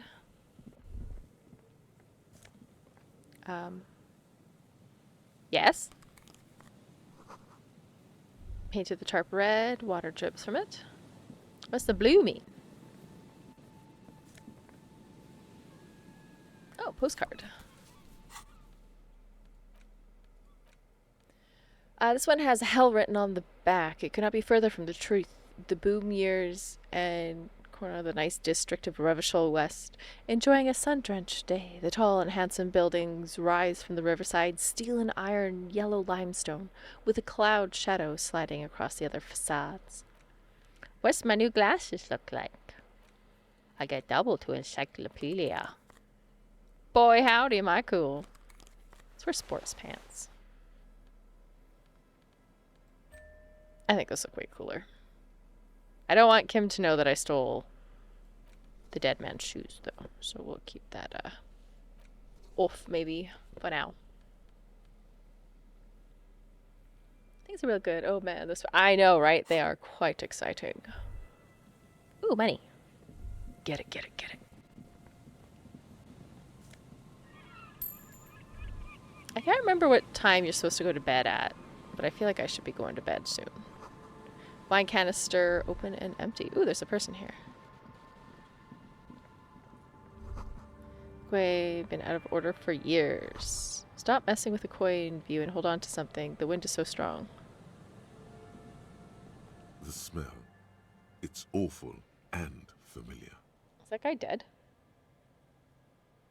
Hold on, that is awful. What is it? Don't you recognize it? That hideous pungency. That faintly cloying sweetness. Only death smells like that. Uh-oh. Something cold wakes in the pit of your stomach. Fear. Heads up, Lieutenant. Something's not right here. But also, I need to grab my laundry. I am so sorry. I will be right back. Doing great. Ah, thanks, Shocky. Also, how are you? How are things, friend? You're also doing fantastic. But also, I will be right back.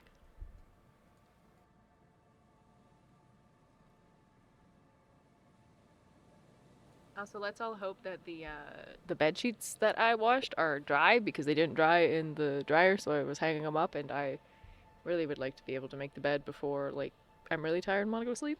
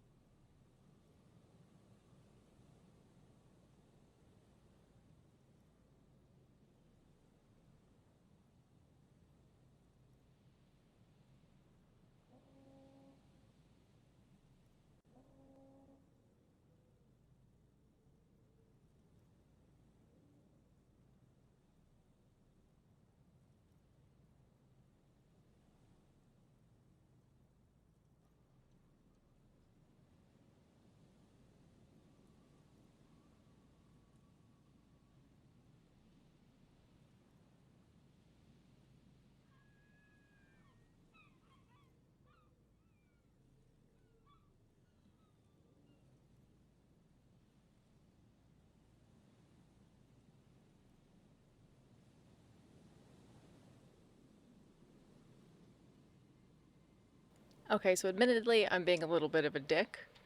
It was not, in fact, dry, just like the previous 2 loads. So I took the load of wash that was in there, as well as the previous load, and combined them. So now I put twice as much as it was supposed to be in there in the dryer. But in my defense, the note that tells people to not overfill everything was about the washing machine and not the dryer, so it's fine. That's a fuck those guys. Charging that much money for a product that doesn't even do its intended job. It's an outrage, truly. God, what I would give to be a 13th century wench. Okay, heads up, Lieutenant. Something's not right here. The lieutenant has already brought a handkerchief to his nose. A man lies on the boardwalk, his limbs bent and neck turned at an unnatural angle. Right next to him is an empty bottle of spirits. In his cramped hand, a chewing gum wrapper. The smell is not as bad as a 2-week-old corpse, but it's definitely heading there. Hold on. The lieutenant squats next to the corpse and examines his face. 2 bulging eyes stare back at him, void of any signs of life. Lividity is faintly pronounced. Whoever this is, he's been dead for 2 days. No longer. We need to investigate. He stands up and shivers as a gust of wind blows through his bomber jacket. Another dead body. This is your job. Steel yourself. But it is so late and I want to go to sleep. Calm now. Carefully. Just another day. Just another dead body. Breathe. Study the man's clothes. He's wearing mud-caked boots, beige trousers, and an old brown leather jacket with a bright blue lining. There are traces of kebab sauce on his chest.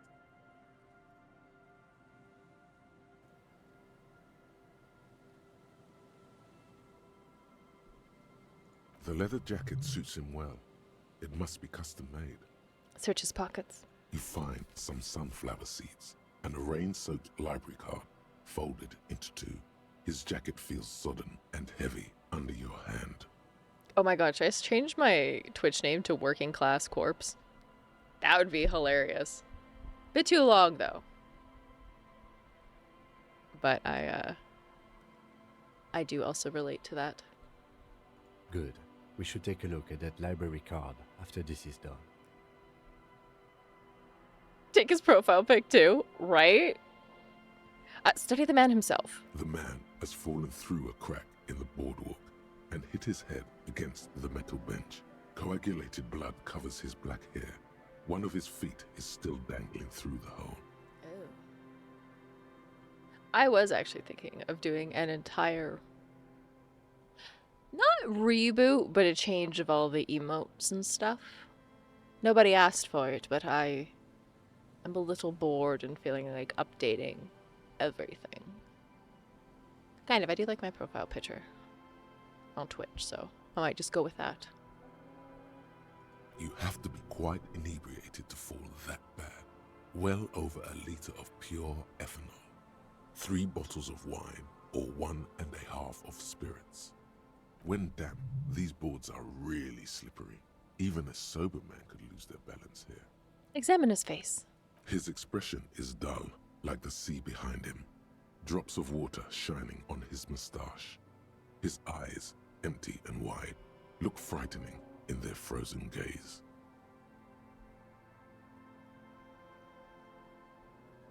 I do like that art style, though. Height, 170 to 175 centimeters. Curly hair, stout build. Age, approximately 50 to 60 years. Study the surroundings. There's some dried blood on the metal bench, right where the corpse's head rests. The floorboards are rotten and slippery wet around the hole. An empty bottle lies nearby. A chewing gum wrapper is clutched in his fist. Be very, very careful where you step here. Examine the man's head. Eventually I'll play this game again with different skills. Love hearing other voice lines. Right. Yeah, as I've said before, I think the next time I play this, I am going to use like the full amount of points, and I'm thinking I'm going to go for like logic strength. Though I have been enjoying this hard mode run.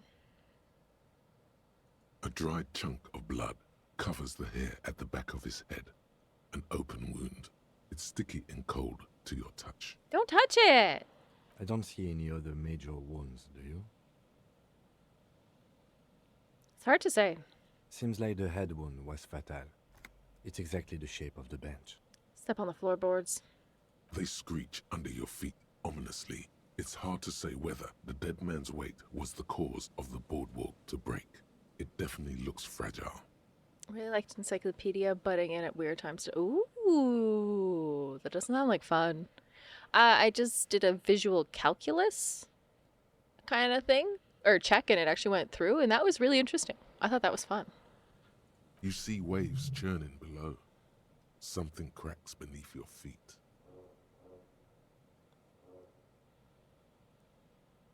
Examine the bottle.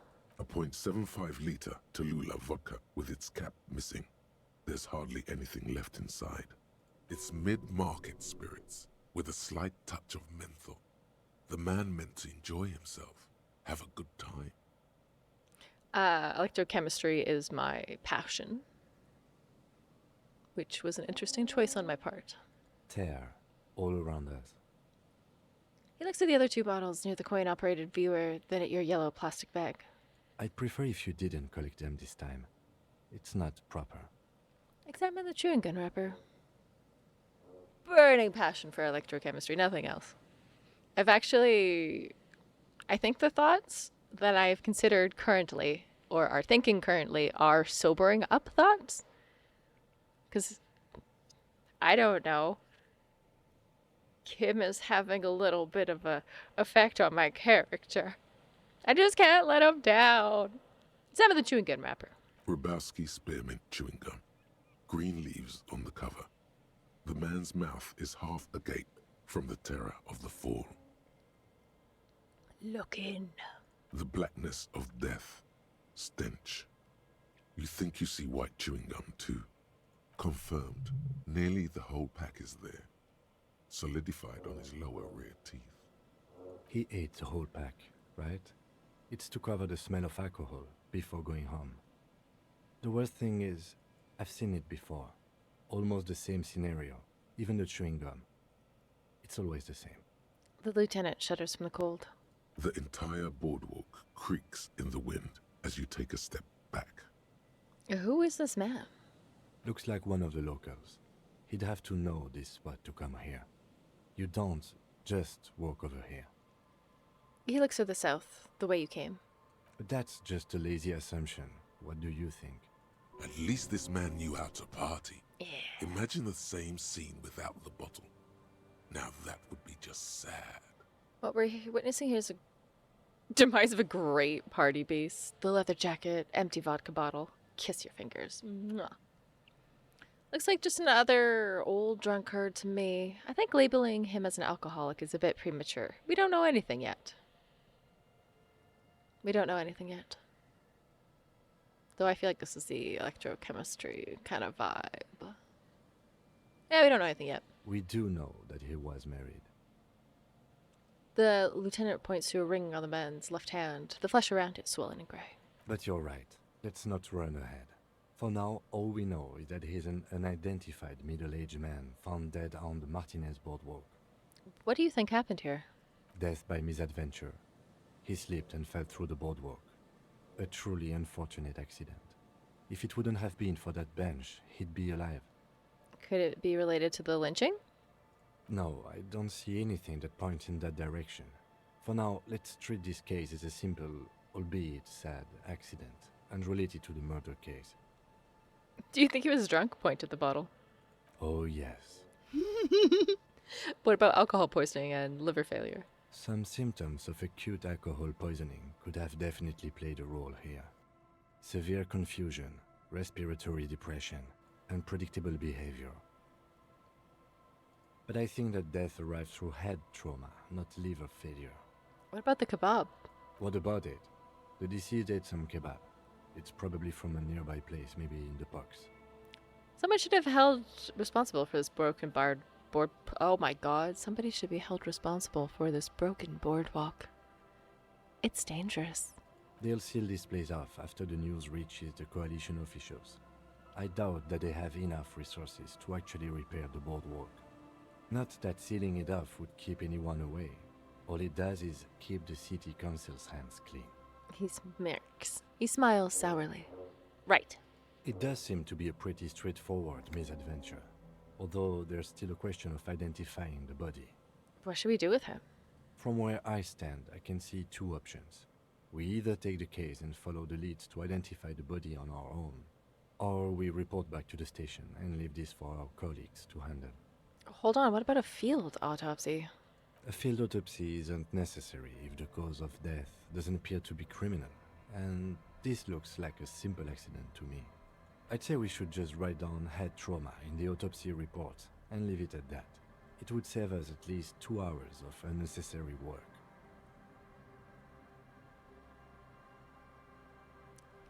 I kind of need my hours right now, but isn't that kind of sloppy? Maybe, but we don't really have much time or resources to spare. The guys at processing will take care of the rest. We found him. We should finish this. Alright, we should first examine the library card you found. Then we can call the station from Mike and Emma. Let them know we are taking the case. Perfect.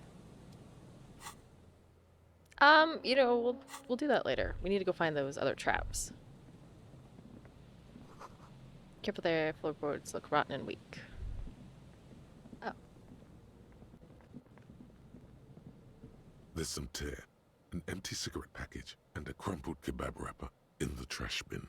Examine the tear. 2 empty bottles of Tallulah vodka and a can of black potent porter is all you find. No, there's more in there. Livis strawberry liquor, plus some Pilsner bottles too. Better not pick them up. They seem unhygienic. A tragedy. The lieutenant looks at the cans, eyes watering from the smell. He shakes his head with genuine sadness. Examine the cigarette package. Whoever tossed it here was a heavy smoker. The brand name reads Red Astra. Examine the kebab wrapper. You see traces of mayonnaise and ketchup on it, as well as a tomato wedge. The wrapper reads Shish Kebab Revachol. It's hard to concentrate in the smell. The sea air brings some relief.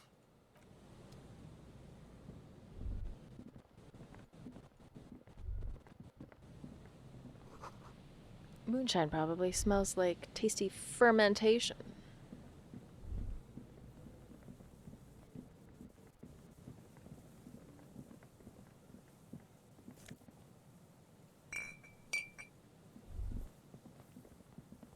Let's run. Ooh, wait, there's a phone. Oh, wait, we already did that phone, sorry.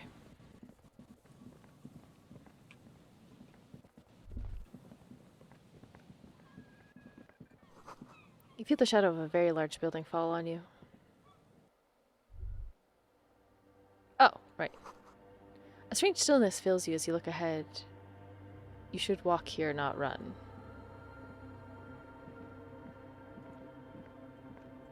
In here?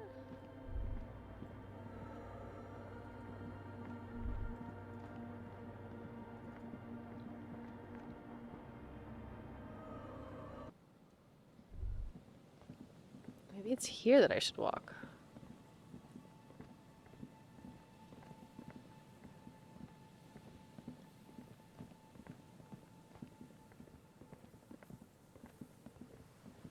Right.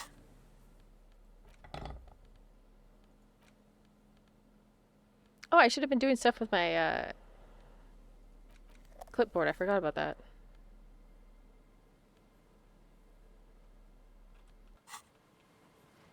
Or wire clippers. Also forgot about those.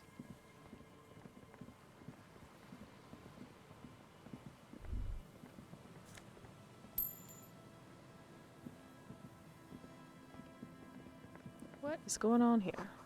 Barrel's been recently discarded. Smells like fresh oil. Train trails off into the ocean, who knows where.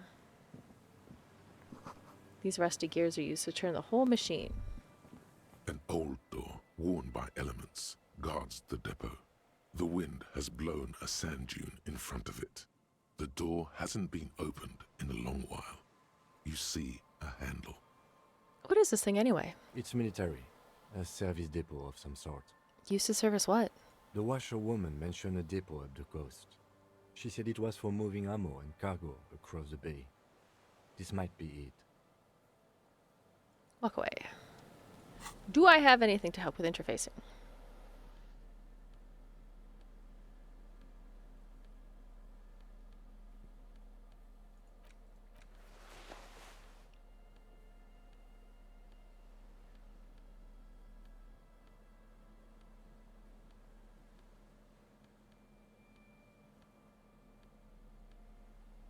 That's not going to help me enough.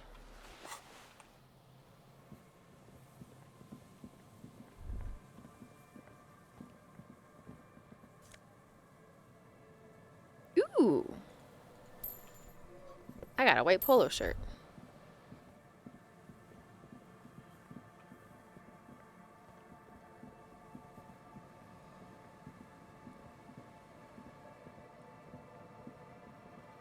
This trap's not too hard to spot, once you know what to look for. Keeping it hidden has not been a priority for the cryptozoologist. The reeds sway in the coastal breeze. They seem to be waiting for something. The wind picks up here, near the cape's end, surrounding the narrow strip of land from 3 cardinal directions. It's cold for this time of year. Reach for the trap. Nothing but locusts in this trap as well. Definitely no cryptozoological monstrosity. Empty as all of them. One more of these and we are done. His face is red from the cold sea air as he crouches to catch his breath. One more, I must stress that I did not expect cryptos. Bummer it wasn't in here. I'm just glad we haven't found some poor cat trapped in one of these. Leave. I don't remember where the last one is, so I'm hoping we just randomly find it. Cigarette butts under the road. You take a mental note. Seems important somehow. Someone made a campfire here long ago.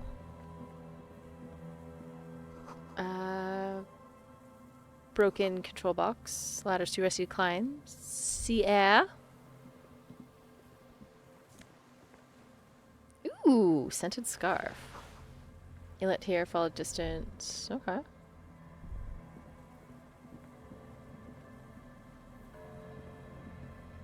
It said something about walking. Does that mean that that little crypto thing's gonna...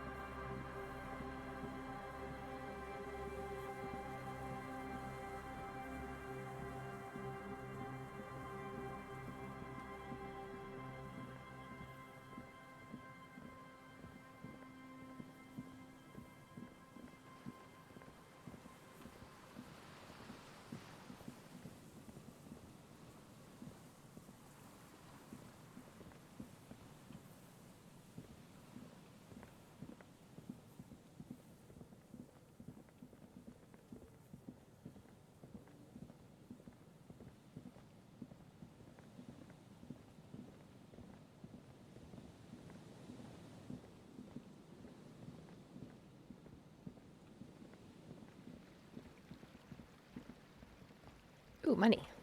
Let's get the money. Schoolfish huddle around the fence posts, then skitter into the dark. Wait, wasn't there a trap up here somewhere, maybe?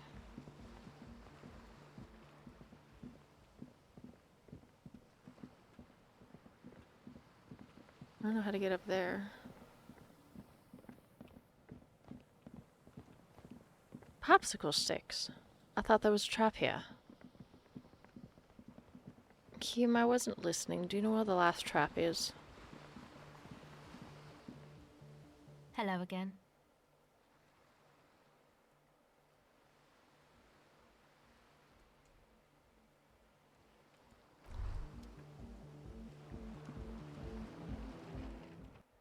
Okay, let's give these dudes the... Huh? I see you're here again. No, we didn't do the sign. Hi again. So, how things going? Logic. Goodbye, officer. I know we got some stuff here for logic.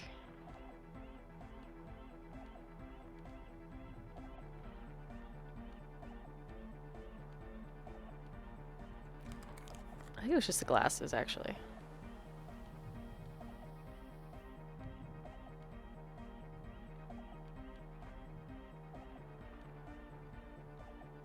I'm always here for a bit more drama.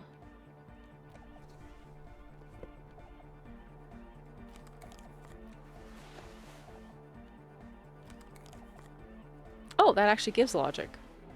Nice.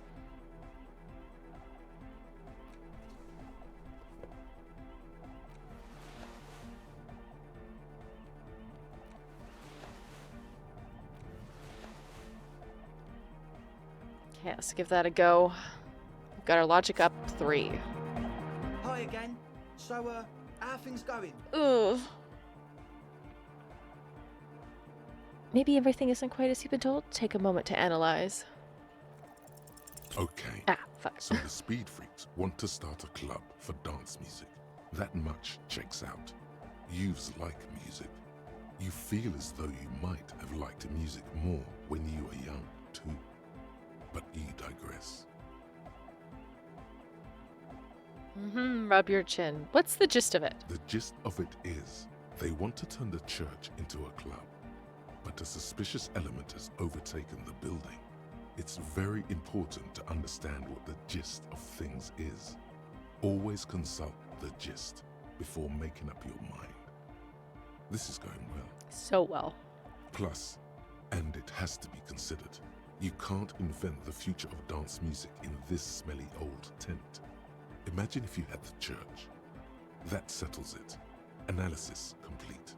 Their story checks out. I don't think it does. About the church, I checked things out. And? What happened? He tenses up. I talked to the crab man. Oh, man. Who is he? What did you think? Seemed okay. To be honest, very spiritual. He gave me this odd lecture on alcoholism before rambling on about mother's love. You're right, he's a true narcomaniac, and the way he climbs, it was terrifying. Very spiritual. Really? Huh. Interesting. What's he doing in the church? God, he climbs like a freak. There's something sinister going on under the building's roof. I think he's just getting high or something. Just preaching and praying from the looks of it. No matter. Is he gonna be a problem? The paranoid young man mumbles gruffly. Yeah, Noid is right. Let's get back to the point. What are we gonna do about him? These guys will never catch him. You will never catch him. Oops, sorry. There's nothing to do. Of course he's a problem. He's a crab man. He keeps himself physically active, thinks spiritual thoughts, and doesn't drink. Who am I to evict such a person? As far as I can tell, he's not going to leave. He'll just climb around up there, and you guys will never catch him. Actually, he told me he wouldn't mind. I can't remember.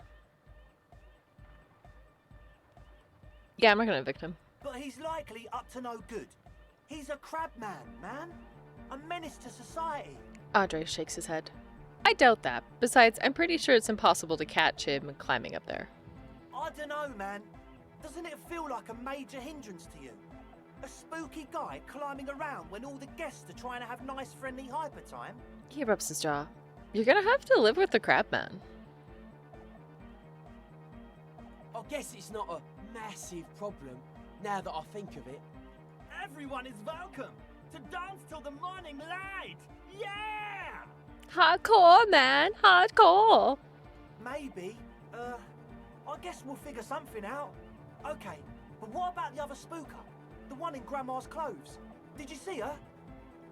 I was using the main frame when the former lead programmer Fortress Accident appeared. A programmer? That's odd. What was she like? Did you ask her about the nightclub? She said you guys haven't been completely honest with me about your plans. Come on, man. Who will you trust? A spooky programmer or us? We just want to make the world a better place. Feel the love! Get down and feel it! The stuffy tent muffles the last two words. The command fails to impress. The love? No, I'm not feeling it at all. You'll get there, believe me. When we've got our gear set up, things will be flowing and pumping. Anyway, now that it's settled, how did she seem? I mean, disposition-wise, about the dance club idea. Ja oder nein? Rocking it or dropping it? She did not like the anecdote dance club idea. What a pity. That's my favourite thing in the world. And she doesn't like it at all. He drops a hammer back into a toolbox. A shame. What can we do now? Do you see a way out of this jam? And into a laser-lit future of dance and unity? He sighs. Unity! Dance! Hardcore! She made it very clear that she won't leave until her own projects are finished. And you can't just evict her? How can she not be a fan of this hardcore music? I know, right? No, I won't evict her. We have to come up with a different solution. Look at you, Honor Man. No, Noid. He's right. Maybe we've approached it the wrong way after all. I'm sure there's a workaround. We can make a deal not to bother her. If that's okay with her, we only want to get in the church and spread the joy and ecstasy of music. The lines in the dark exist. Coexist. Hardcore! No, it's not Honor Man's a hobo cop. You know, I was going for that for a while. I think I'm superstar though right now, though we are researching normal. At least Crabman seems like an advanced being. He's hard. He'll understand. Yeah, he can do his climbing thing in the tower. And the programmer, does she like anodic dance music? She absolutely does not. Really, truly despises it. Egghead cannot believe what she just said. Uh-oh. It makes him pump the jam a little slower for a moment, but then he returns to the full swing of it. No worries. We'll figure it out. If coexisting fails, you can always muscle her out, right? If it's all okay with you, what do you think?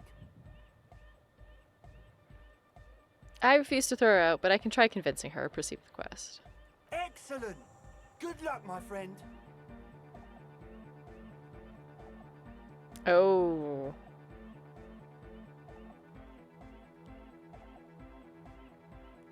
Maybe everything isn't quite as it, but don't. That's it for now. Goodbye, officer. Whose jacket do I have? I see you're here again. The large-headed youth has closed his eyes, lost in the music. Good morning! Yeah! Goodbye. Hi No, but- again. So, how are things going? Goodbye, officer. I thought this was his jacket. Whose jacket do I have?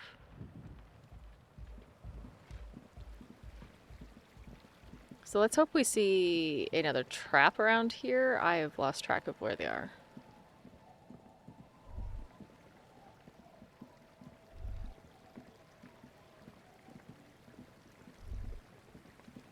Maybe it's somewhere around here. Oh, I forgot I can zoom out. Wow, I can really zoom out. Kim, I am so sorry. You can go home if you want, sweetie. I really am just trying to find this last trap. We're back at the first two now. Nothing has changed. Oh, sorry. Nothing has changed about this trap. There we go. Check the trap near the canal you cross southeast of the village. Oh, okay. That's near the stop.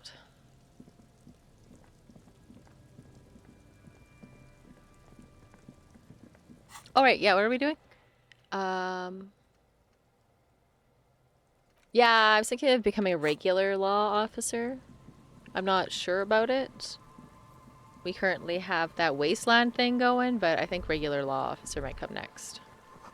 Water runs from the west, south upstream. A broken pipe? Maybe, but it is nighttime, so we need to find our way back home. I think that's where he's sleeping, but we should check that last trap.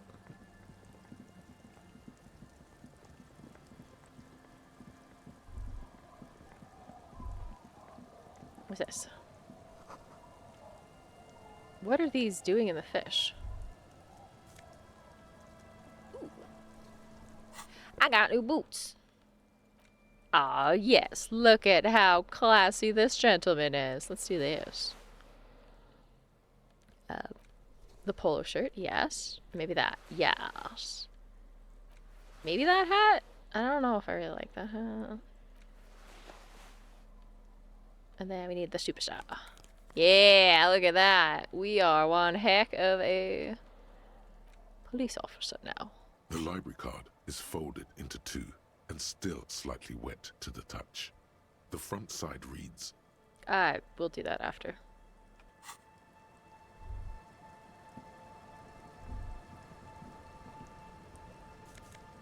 Money. The planks creak beneath your weight. Oh, I don't like that. Ladder, school of fish swimming through the kelp. Run, we need to get Kim home. He's gonna be so tired.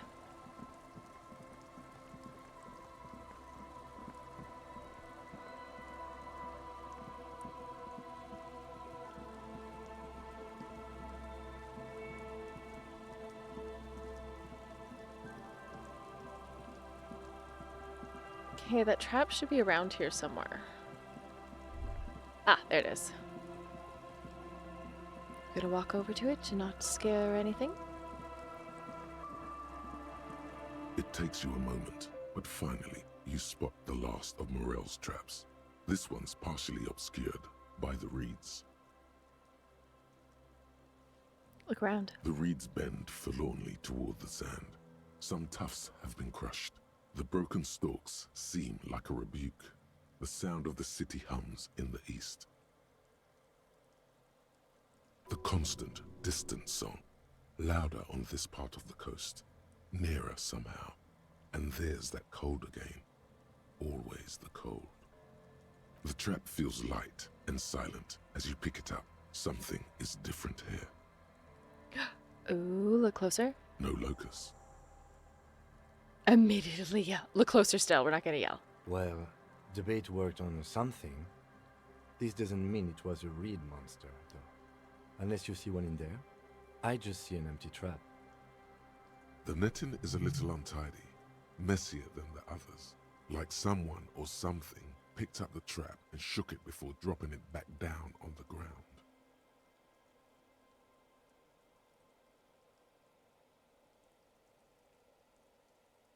I get the feeling somewhere something may have messed with the trap.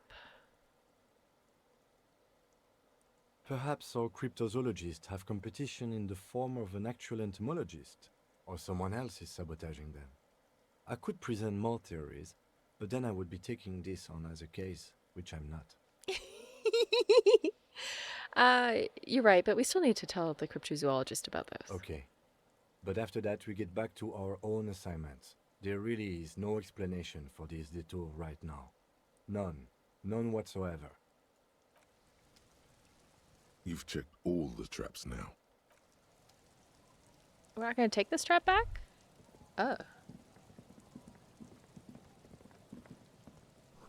Someone's broken out the fence and the barbed wire. What's this?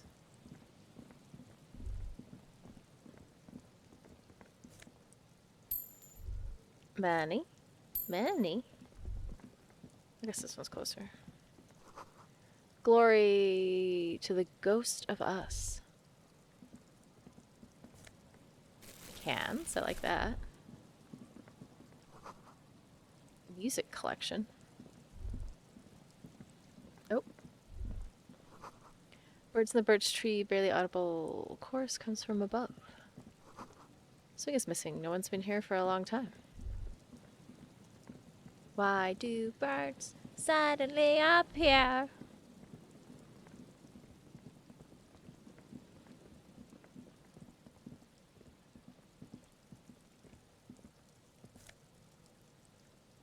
Q.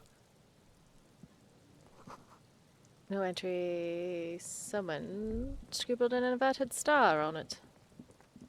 Oh, here we go.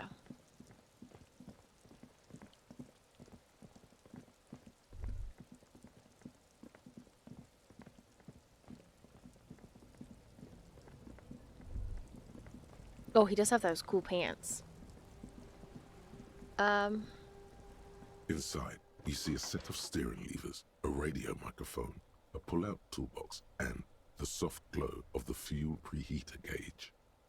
Let's do this tomorrow morning.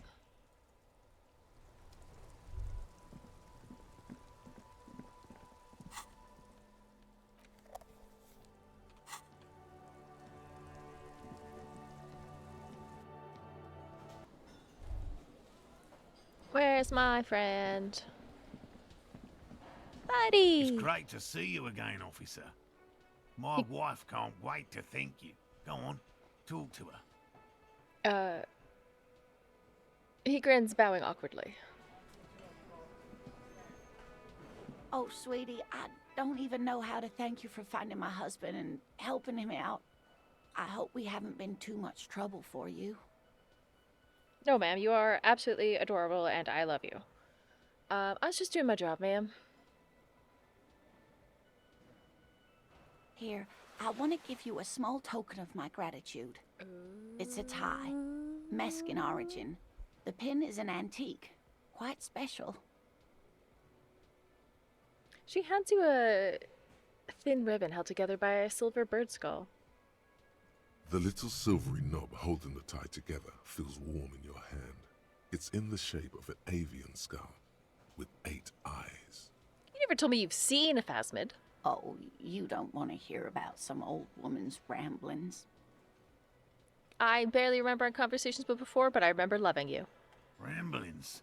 Nonsense. Time for more Your crazy dreams. description of the phasmid is the most precise I've ever heard. Shouldn't we be telling them that we saw one? Darling, I didn't even get the size of it right. You were a child, my dear. Really. It's extraordinary what you were able to describe. Now go on. Tell our friend about it. He's proven his interest in the field. Reflexively, the lieutenant read his familiar notebook. Well, it was summer. She starts. I was building a racing track out of sand on the beach near a tall stand of reeds. Quite a tall one. Many times my height, I remember. When, all of a sudden... Wait, where was this and how old were you? I'm getting ahead of myself. I was 5 and a half in Betancourt in the suburbs. My grandmother had a summer home there. Fancy.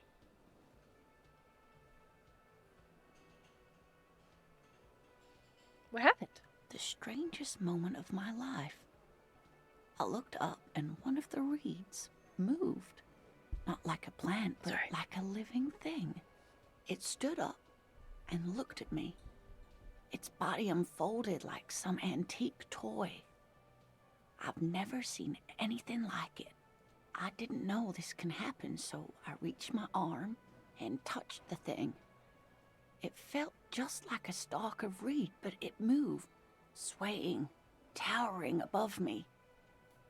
After a while, 20 seconds, a minute maybe, it left, went into the reeds. She looks at you.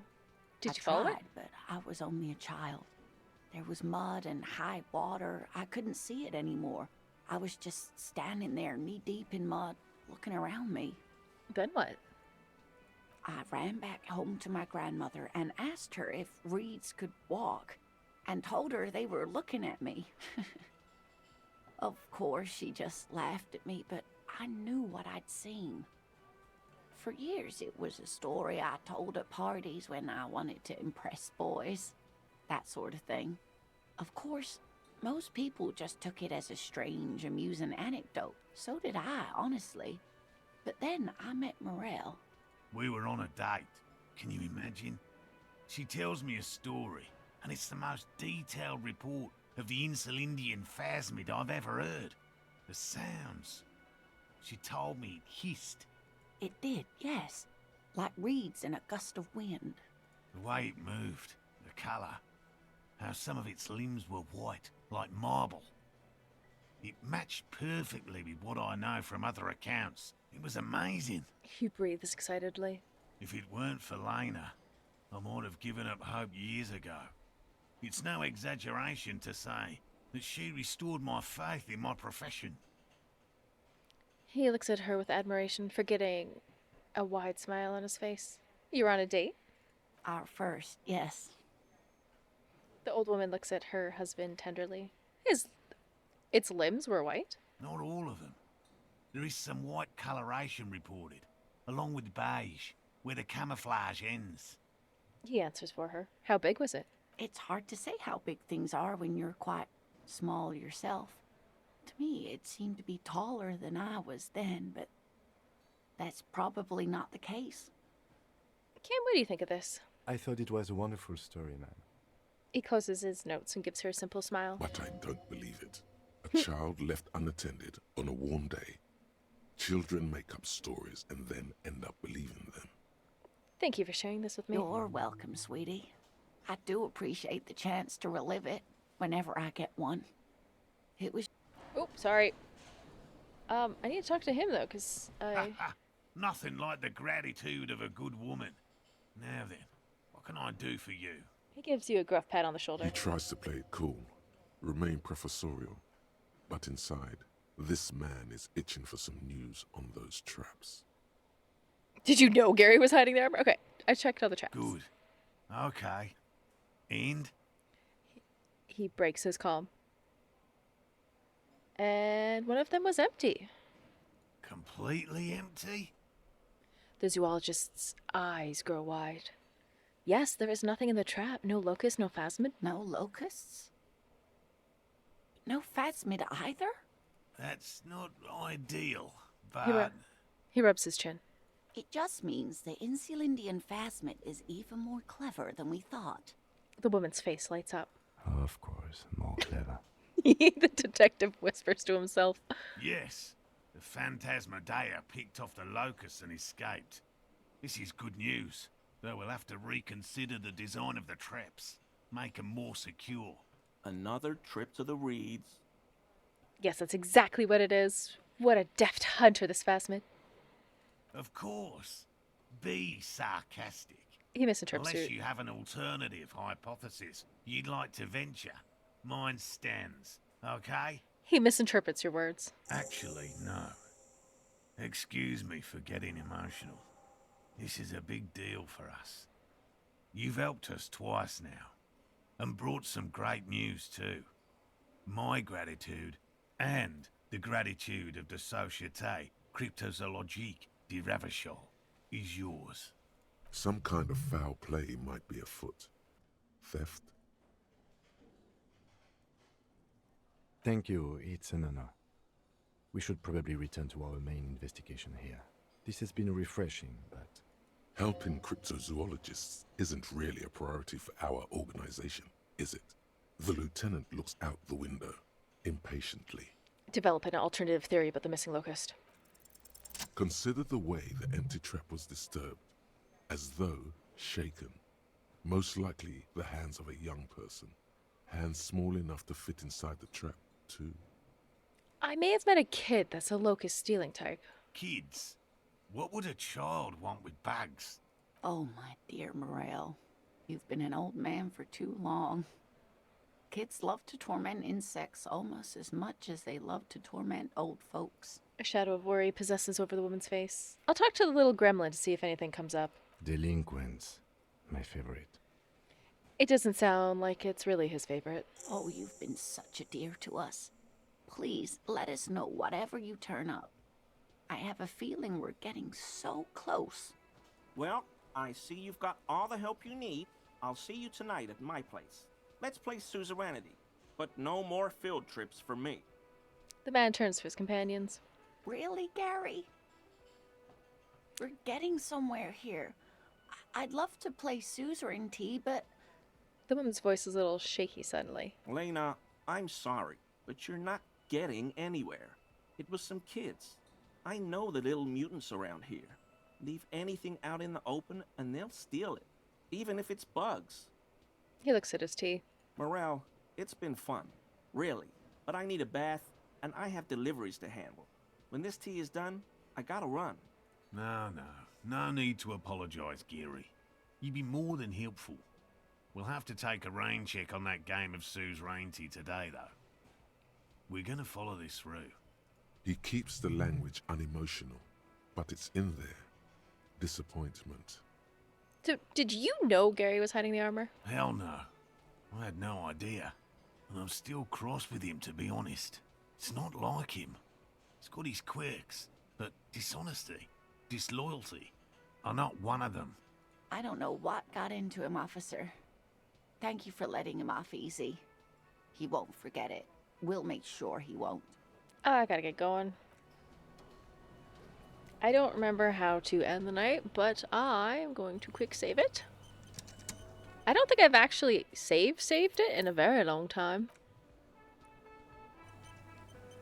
Timu's character while he's standing right there. Yeah, 100%. That's how you do it, right? Go hard, go home. Speaking of which, though, it is time for me to call it a night.